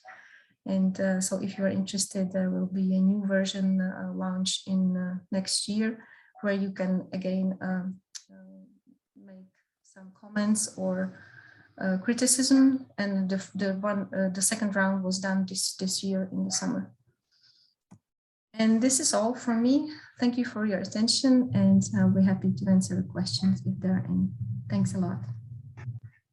Thanks a lot, Jana. And I have to say that your conclusions gave a very brilliant background to our final discussion. And also, I like this picture with growing number of remote sensing publications, let's say, in general. And probably the same is with amount of data gathered with different sources. And as you said, the use of this data in practice is still limited. So probably it's more like maybe not that, but maybe a bit growing. But there is still big gap between the amount of data that we might use in practical site management, and we are not using that. So, and it is exactly the aim of our workshop today, and the second part in Croatia, try to bridge this gap between practice and remote sensing experts. Thanks a lot for your presentation. And now we would like to move to the final presentation by our two speakers, the application of drones for monitoring species populations. And it will be given by Ricardo Diaz Delgado from Doñana Biological Station, and at the end, Clive Harford, the chairman of our remote sensing support group. So the floor is yours, and please keep it not that long to leave us some space for the final discussion. Thanks a lot. Thank you, Wojtek. Can you hear me? Yes, we can hear you, and we can see perfectly your presentation. Okay, great. Good afternoon, everybody. Thank you for inviting me to this very interesting workshop. Yeah, the idea is to show you some of the applications using drones for monitoring widely species populations, but I will focus on specific examples on birds. And this work is also a joint work together with the Center for Aerospatial Techniques here in Seville, Spain, with other contributors from my own center.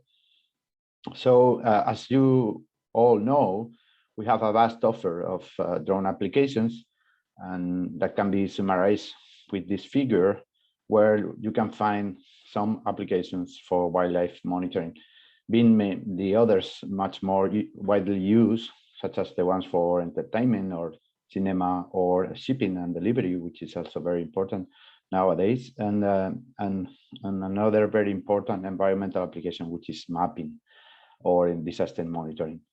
Actually, when you go to environmental applications using drones, the major contributions have been under these topics: precision farming, or topography and buildings, infrastructures, or disaster monitoring, as you all know. When we have a look on the scientific publications, what we see, similarly to what just Diana showed us, is that there is an increase in the last decade of the papers being released using manned aerial vehicles or drones. And these are the topics they address. This is a nice review by NOAA collaborators, where you can see these topics, the most usual ones, but also topics dealing with applications on monitoring mammals or birds and other taxonomic groups. There is another interesting review by Chabot and Beard in 2015, showing that the most important taxonomic group so far, where the drones have been used, are birds, and specifically water birds. So this kind of species that nest in specific places can be easily recognized by the pictures taken by the drones. But there are plenty of applications as well for marine mammals and terrestrial mammals, such as killer whales or elephants or other cetaceans.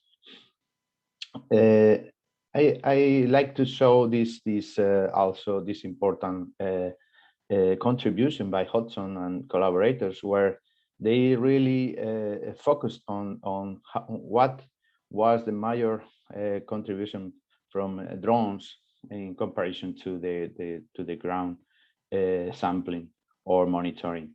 And as you can see in blue, this will be the points where the drones have less sources of variance on site, off-site, and in the processing of the pictures taken in comparison with the sampling that can be, or the observations that are taken in the field.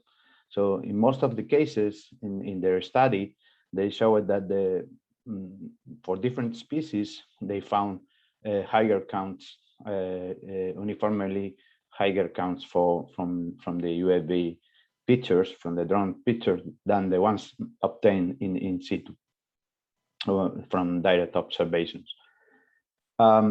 Another interesting paper is about what are the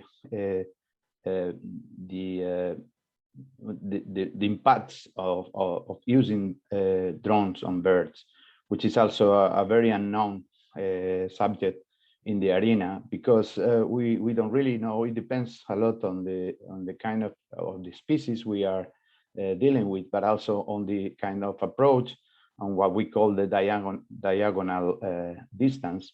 And these authors show that there were mainly not specific measurable impacts on bird behavior by approaching to the birds. In the case of flamingos, for instance, here, depending on the approach angle and the drone color on this species. However, there are other species that are much more sensitive to the approach of the drones, such as the ones showed here, the swifts by Mesquita et al., where they show that the critical variable was this diagonal distance by which they increase the impact on the birds. There are other studies that are quite interesting, showing how birds react to the approaching of drones in different habitats, which may also be important, as well as the size of the flocks, because larger flocks were more likely to respond to drone than the smaller flocks.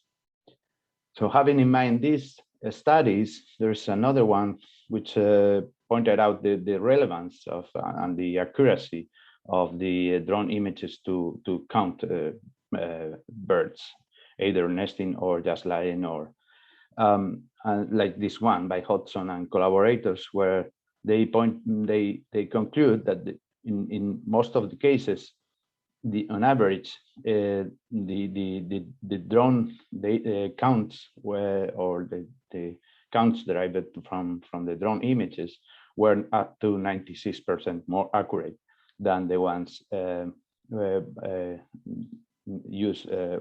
using the ground-based data.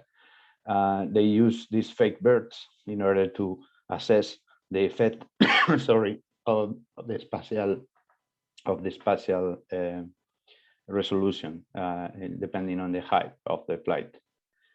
In Doñana, this is a protected area. We have also started to propose using drones to help in or to assist in the long-term bird monitoring that is carried out by our colleagues here, using the typical observations or the aerial censuses, which have been taking place here since the early 70s. We have different colonies of different species in the marshes or on the top of the trees, and so the first attempt we address the possibility to improve the counts for these species, the slender-billed gull, which we are lucky we have important colonies in our protected area inside of islands in the middle of fisheries and pools, and where these birds start lying and breeding. And what we did was to use a super vector machine classification and random forest classification to automatically classify the identified birds on the orthomosaic from the drone. And as you can see, we were able to not only identify the adults, but also in some cases the eggs and the chicks, depending on the size and depending on the visibility of the nests. This paper was published in this interesting book we produced in 2017. The overall agreement was with the photo interpretation of the data with the data collected in the ground was in between 85 and 96%. Another study we carried out was a little bit more complicated, because this was the case of the glossy ibis nesting in our protected area, which nests in the mid of the a very abundant vegetation, macrophyte vegetation, which poses a problem in identifying the nests and the individuals. And in this case, we carry out classification in order to separate the background vegetation from the nests first, and then once we have the nests, we apply the imagery software to count the individuals and count also the shape and the size of these individuals. Our accuracy in this case, with again with the photo interpretation, was about 46% only, and depending on the surrounding or the surrounding or the let's say the density of the vegetation, it was higher or lower. That was also published in a paper. And finally, we've been carrying out hundreds of flights for enhancing an automatic method to detect and identify different bird species, as the ones you can see here, together with this unit of aerospatial techniques with the from the Andalusian government, where what they are doing is taking all these pictures, more than 70,000 pictures from these different species, and applying deep learning algorithms, specifically the convolution and neural networks. They are able to target the individuals, and later on, with the process of training and labeling, they are able to produce this automatic tagging and identification of a specific bird species under controlled circumstances, such as a very homogeneous background, like the one you can see here. Otherwise, they find other important troubles in identifying these species. Anyway, this is an ongoing work, so we hope to have better results in the near future. And finally, I wanted to share with you also that the drones have been used here in Doñana for mapping ephemeral tracks, because there was the rise of sedimentary trampled surface by plenty of tracks, mainly by ungulates, and where we started. And so as this emergent layer was exposed to the tide and to the storms, we overflow with the drone the whole area, and just in 1 week this area disappeared from the effect of the tides and the waves. And so by overflying, we had the whole orthomosaic of the area, being able to count for all the tracks, but also we had the chance to discover the footprints of hominids dated back to more than 200,000 years before present. And what was completely a complete surprise for all of us, unexpected to find such a number of footprints from these hominids. So in conclusion, I think this is another interesting application for drones being used in environmental mapping. So this is all from my side, and now I hand over Clive, which is going to show you other interesting applications. Thank you. Hi, okay there. Is it okay to share my screen?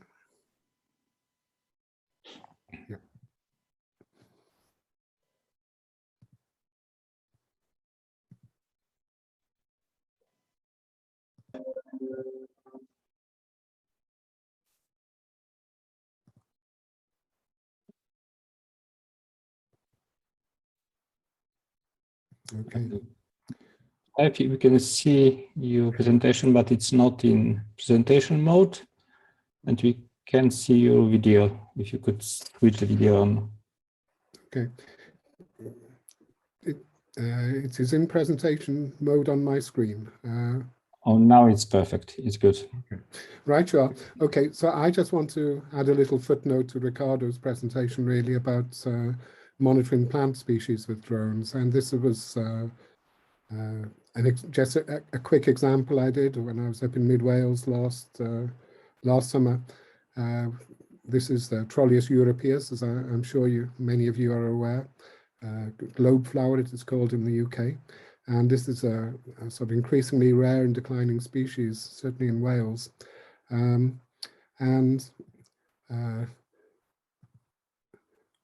I had my drone with me, and I put the drone up, and I'm sorry, this was the image of the Troleus population that you could see from. This was from about I can't see what I say at the top part of my screen, but it was about 278 meters high. I think the drone was when it took this image. And in the right-hand corner, you can sort of, it's a sort of insert showing how clear the individual flowers are. What you can also see on this image actually is the vegetative properties of the plant as well. So it'd actually be quite easy to map the distribution of the plant on the site from this image. I then did a manual count in image J of this image, of the flowers in this image. And I won't go through this, but if anyone's interested, these are the instructions for doing a manual count in image J. And after you do the count, each of the plants that you've counted is marked. So here they have sort of blue-green markers, and in the inset here you can see they're all numbered. So you can this effectively stops you from double counting and actually allows you to see if you've missed any at the same time. It also means that you can stop halfway through and go and have a cup of tea and whatever. So this was it was a relatively user-friendly species, of course, but I think there are many species like this. The count that was generated was 637 Troleus flower heads in this at this location. The main advantages I would say of using a drone for species surveys and surveillance, and certainly plants, is that drones record the coordinates and the heights of the survey image, so it gives us the capacity for accurate repeat surveys. The image J population count took me about 20 minutes to complete, and as I said, eliminated the risk of double counting or becoming disorientated or distracted during the count, which you would almost certainly do on site. It would be a really difficult job. As I said, we can also see the extent of Troleus vegetation in the image, which allows us to track whether the area of the Troleus dominated vegetation is increasing or decreasing. Again, this would be really difficult to do on the ground. And finally, we need to always bear in mind that intensive field sampling always carries the risk of trampling damage, where our monitoring assesses the impact of our monitoring. This has been seen many times before, and I think it's also an issue when you are thinking about the advantages that Ricardo was saying about monitoring the bird populations. The other way they used to do it was to go in and try to count the eggs in the nest manually.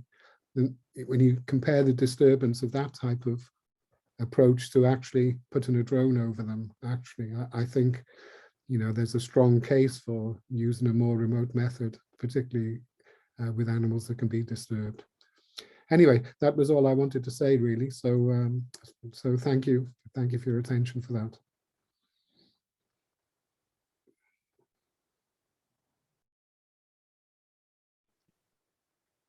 Perfect. Thanks a lot, Clive. So I think that now we are quite close to the end, but we still have some good time for the final discussion. And I would like to ask our panelists if they, Clive would like to raise his hand. I have some results for you from this morning. That's perfect. So it's a great beginning of our discussion. And our panelists are just joining. So please, Clive, take the floor and tell us something more about the results. Yeah, this will make you happy. So, okay, I will just read them out to you. I just did a brief summary of them. So for the first image, which was the Potentilla palustris image, we received 39 estimates. The range of variation was from 24% to 90%. The most popular categories or classes, I sort of analyzed them in 10% classes, was for 70 to 80% and 80% to 90%. So about 9 observers said 70% and 8 observers said 80%. More observers thought it wasn't any of those. So more than 50% of the observers thought it wasn't the two most popular counts or estimates. As far as the Potamogeton goes, we received 38 estimates, and the range there was from 25% to 100%. The most popular classes there were 60 and 70%, which had 9 observers each. Again, this was left at less than 50% of the people who sent estimates in actually allocated their estimates into the 2 most popular classes. So even, I grouped the 2 most popular classes. So if we'd gone down to the 1 most popular class, it would have been a lot more. It effectively, it is the same result we always get with these things, and it's harder in the field because then you have to, then all of a sudden you have layering to deal with, and we will see that when we do it next year, when we do it live. But this is, even in photographs, seeing things in plain view, it's really difficult to do this stuff. So that's really the point I wanted to make. And if remote sensing and drones can make our lives easier in this, then like I say, I think the sooner we embrace it, the better. We have to accept there's a problem before we try to cure it, I guess.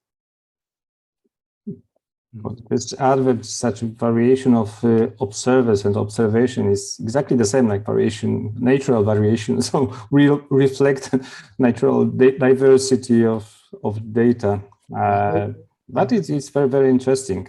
Yeah, there was no diversity in my photograph. It was the same one. Yeah, exactly. So we'll start from those questions that are not answered yet. And yes, and we've got four questions by Zrinka Mesic. And I'm just trying to find, maybe I can start from the question to Clive. With which drone and camera did you take a record of plants from the height of 278 meters? Yeah, it was a Mavic Pro 2. It was really nice. It has a Hasselblad camera on it, so it's and it's sort of a mid-range. It's not. It's not the most lightest drone, but it's certainly not among the heavier ones. It's one of the more usable drones. And not, like I say, not overly expensive either. I think a few €100. Great. And in addition to the last question, also by Zrinka, this is a rather high height of flying with drone. For example, in Croatia, you are not allowed to fly with personal drone on that height. Rather a comment? Somebody would like to say something about this height? Maybe class? What do you think about? Well, I say in the UK, I think 400 meters is the height, is the height you are allowed to fly a drone, a personal drone. Yeah, I think you may be confusing it with feet. I think it's 400 feet, if I'm not mistaken. It's also the same as the rest of the European Union. It's 400 feet, and okay. I think also the image that you've shown may have been from 278 feet. Yeah, I think 78 meters, you wouldn't have been able to see those flower heads individually, I think. Sorry. But that's indeed the case. It's 400. Yeah, it's 400 is the limit. But there may be restrictions in certain zones that are sensitive due to infrastructure or military airspace operations, which you can consult on a map. Okay, thanks for this explanation. And another question, this time to Ricardo. You said that accuracy of 56% for drone mapping of nests. Does this refer to the identification of the nest, or does it refer to the precision of the size and position of the nest? Is it clear for you? Yeah, yeah. So the question actually is always the identification of the nests, and this nest has to be occupied by the bird. And actually, this can be done by photo interpretation on the whole of the mosaic of the pictures taken by the drone in an independent way from the automatic classification. And we always use this way to get some accuracy results for every single method we use. So I guess this is clear, but it depends on the bird, on the background we have, or other obstacles in the direct observation of the bird. Okay, thank you. We got an explanation from Zrinka that in Croatia it's height of 120 meters allowed. Yep, that's clear. That's the equivalent of 400 feet, exactly. Exactly. Okay. So the last unanswered question, we got some answers already, so we will repeat them later. But now there's a general question. Remote sensing is a good tool for mapping of different habitat types.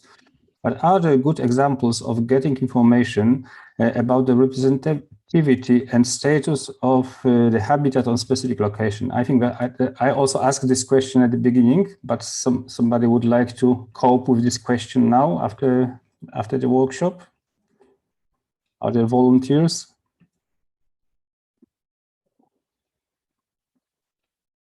It's not easy answer.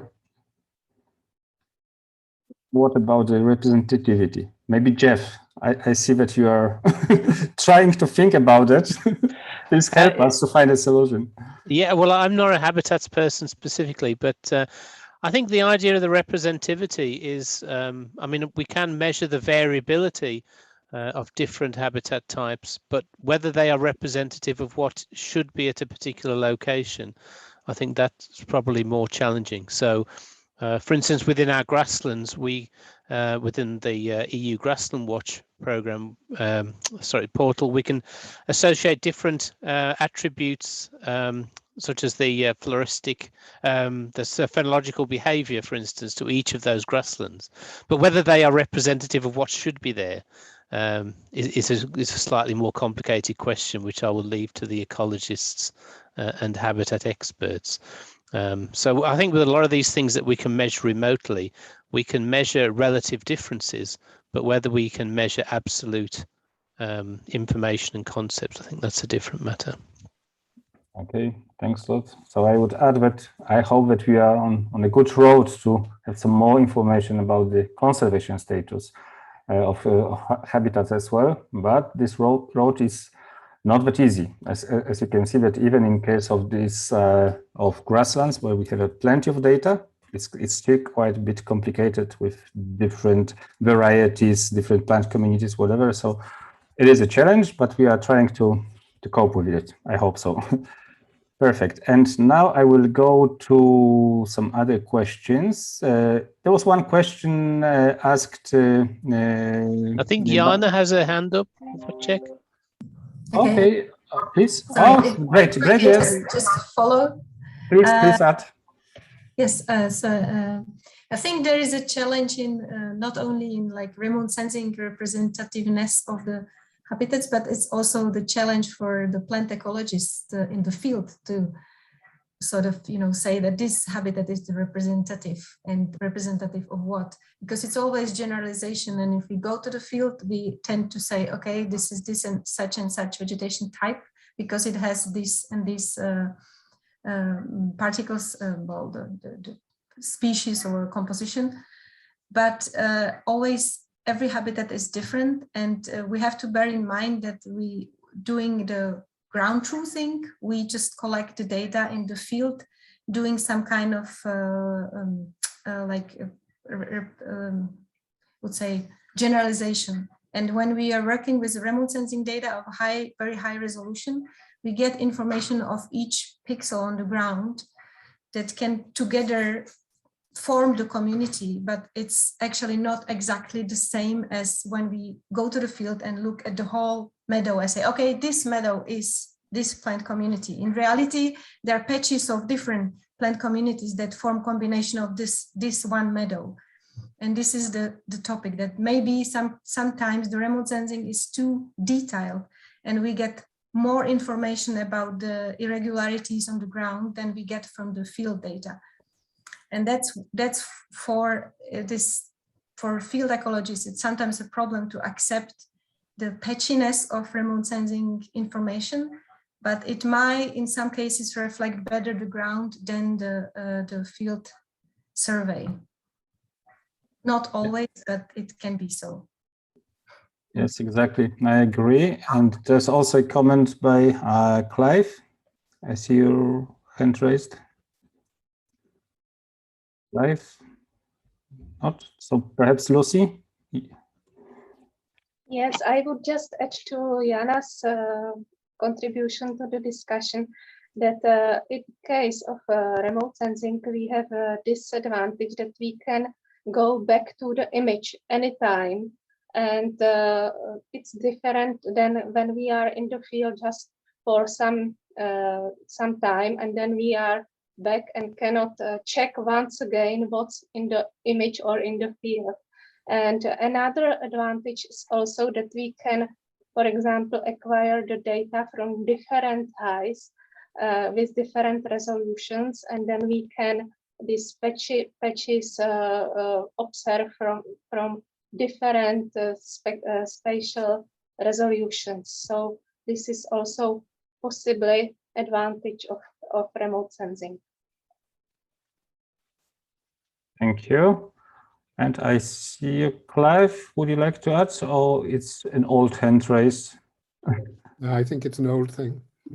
Okay, great. I will just add 2 words because in reality, when you do some botanical research, you can find that the truth is that there in field there's no typical habitat at all. Saying that every patch is somehow different, and both thinking about every kind of classification, whether it's habitat types classification, units, or plant communities, we are always simplifying. So even if you've got lots of data, plenty of them, and you would take a few or 4 different botanists to the same plot, they can have some different ideas about identification, classification, and representativity of this habitat. So it makes work even more difficult. That the truth is that there's no typical habitats there on ground, and that there's no representative habitat. It's always kind of simplification of nature.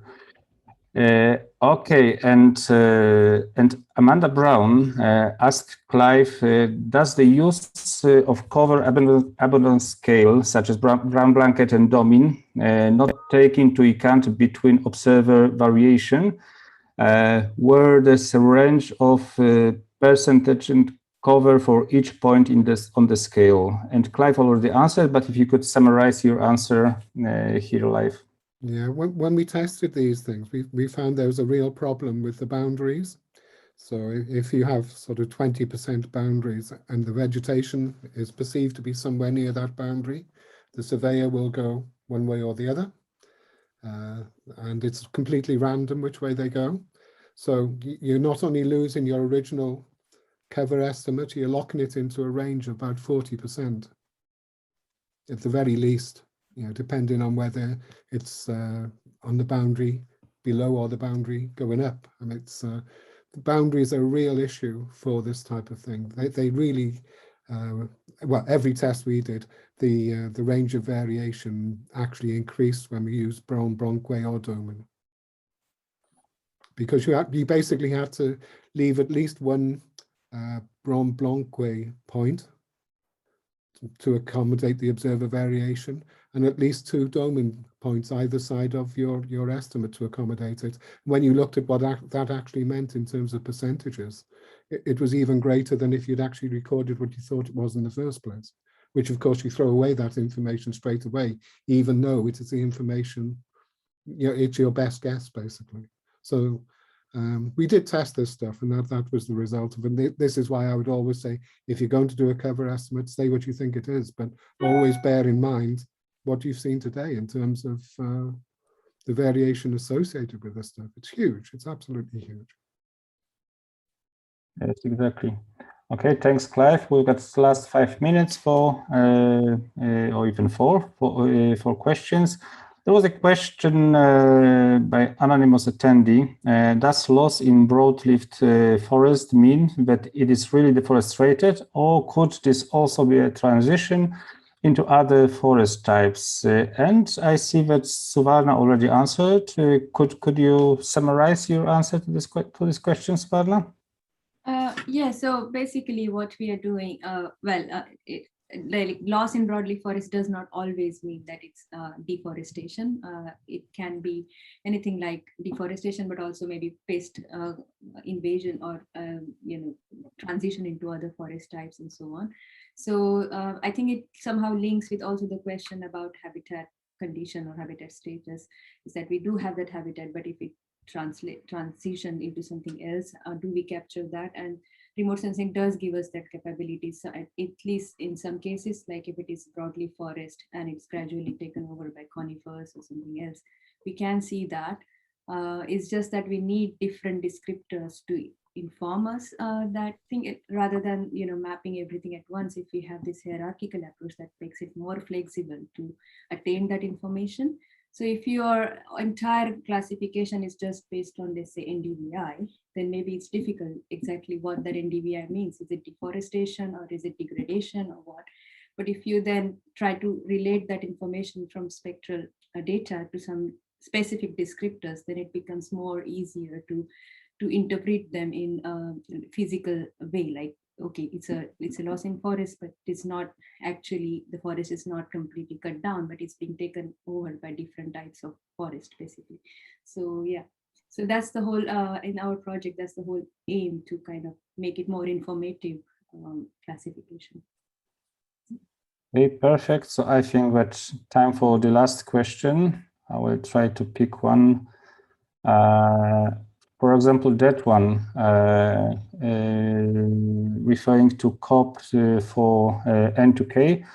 What is the resolution of this Natura 2000 grassland data, and what is the rate of revisit? How often does it introduce new data? How much in the past can locations be viewed? And we've got an answer by Bruno, and he is not here, but maybe Jeff, would you like to add something as it's related to COP for N2K project? Yeah, well, as Bruno said in his reply, so we're using Sentinel 1 and 2 and Landsat 8 data. So we're looking at a spatial resolution between 20 and 30 meters, really. And depending on the input data, that will vary slightly. But that information then gets aggregated onto a polygon, a land parcel, whatever you want to call a feature, that's derived from the Copernicus Land Monitoring Service Natura 2000 layer, which I think off the top of my head has is it a 1/4 hectare or 1/2 hectare minimum mappable unit? So that controls what's presented in the web, the EU Grassland Watch service. But of course, the raster data is still sitting behind there somewhere in the database. We're not exposing it at the moment, but there was an additional question which asked about natural variability within features. And of course, that if the variability is within the pixel data, then we also have that available to us. And it will be interesting to hear what people's requirements are once they've seen the EU Grassland Watch service. And in terms of the time steps, we're working on an annual cycle. So even though we may collect imagery each time the satellite passes over, that is then composited into monthly images, and then the monthly images are then used to produce annual results. But of course, looking at things like phenological cycles, we obviously then use the data in as much detail as possible to identify greening up and senescence, etc., or peak of growing season. So yeah, a whole range of things is probably the answer. But certainly come and take a look at the service when it's running, and if you have any questions, please feel free to fire them at Bruno or myself. Perfect. Thanks a lot for this explanation. So I think that our time is over. So I would like to ask for some short final words, perhaps first by Marina, thinking about Croatia. We started from Croatia and we would like to finish with our host organization, Natura, and later I would like Clive to finalize or to summarize the meeting. Marina, please. Thank you, Wojtek. I would just like to thank you all, especially the speakers and delegates that took their time to present their projects, their conclusions, and their experience in this quite a short, but at the same time, quite extensive overview of different possibilities. And I will keep it short and sweet. I hope we'll meet again in Zagreb in April. And I hope we'll have more time there to answer all your questions, provide more experience, not experience maybe, but more examples of good practices there. So thank you all once again. Thanks a lot, Marina. And Clive would like to add something as our, I would say, boss and inventor of this idea of monitoring workshops. Just to remind that it's fifth already. Yeah, okay, well, only really to echo what Marina just said, is to thank everybody for coming, to the speakers especially. Like I say, ideally this would have been a live event, but well, we will save that bit for next year. But really to thank everybody as well for engaging. You know, there's been lots of Q&A, and you know, for engaging with the cover exercises and things like this. I just hope everybody's found it useful and interesting. So yeah, like I say, thank you to all the speakers and thank you to everyone who's come along and stayed with us. Thanks a lot, Clive, and thanks a lot from our side. On behalf of Eurosite Secretariat, I would like to say big thanks to all of the speakers, and I really hope to see you all healthy soon in Croatia, and at least some of our attendees they're visiting these beautiful Croatian sites to check how we can link on-ground measures and remote sensing technologies, which are being developed more and more in the last few years. So there's a really huge progress, but just to remember not to lose this link with biodiversity on ground there, because there's this integration of these two basic methods is of course the best for the final result. Thanks a lot. Yeah. Clive would like to. Yeah, I will just say I will go away now and check I wasn't flying my drone at 278 meters. Please check, it would be really high. Thanks a lot, everybody. And you can see some details how to find us here on the screen. And we will share the recording from the meeting soon on the event page, and we'll send the info to all attendees where to find it. So, and feel invited to Croatia next year. Thanks a lot. Thank you. Bye-bye. Thank you. Bye-bye. Bye. Bye now. Bye. Yeah. Bye, everybody.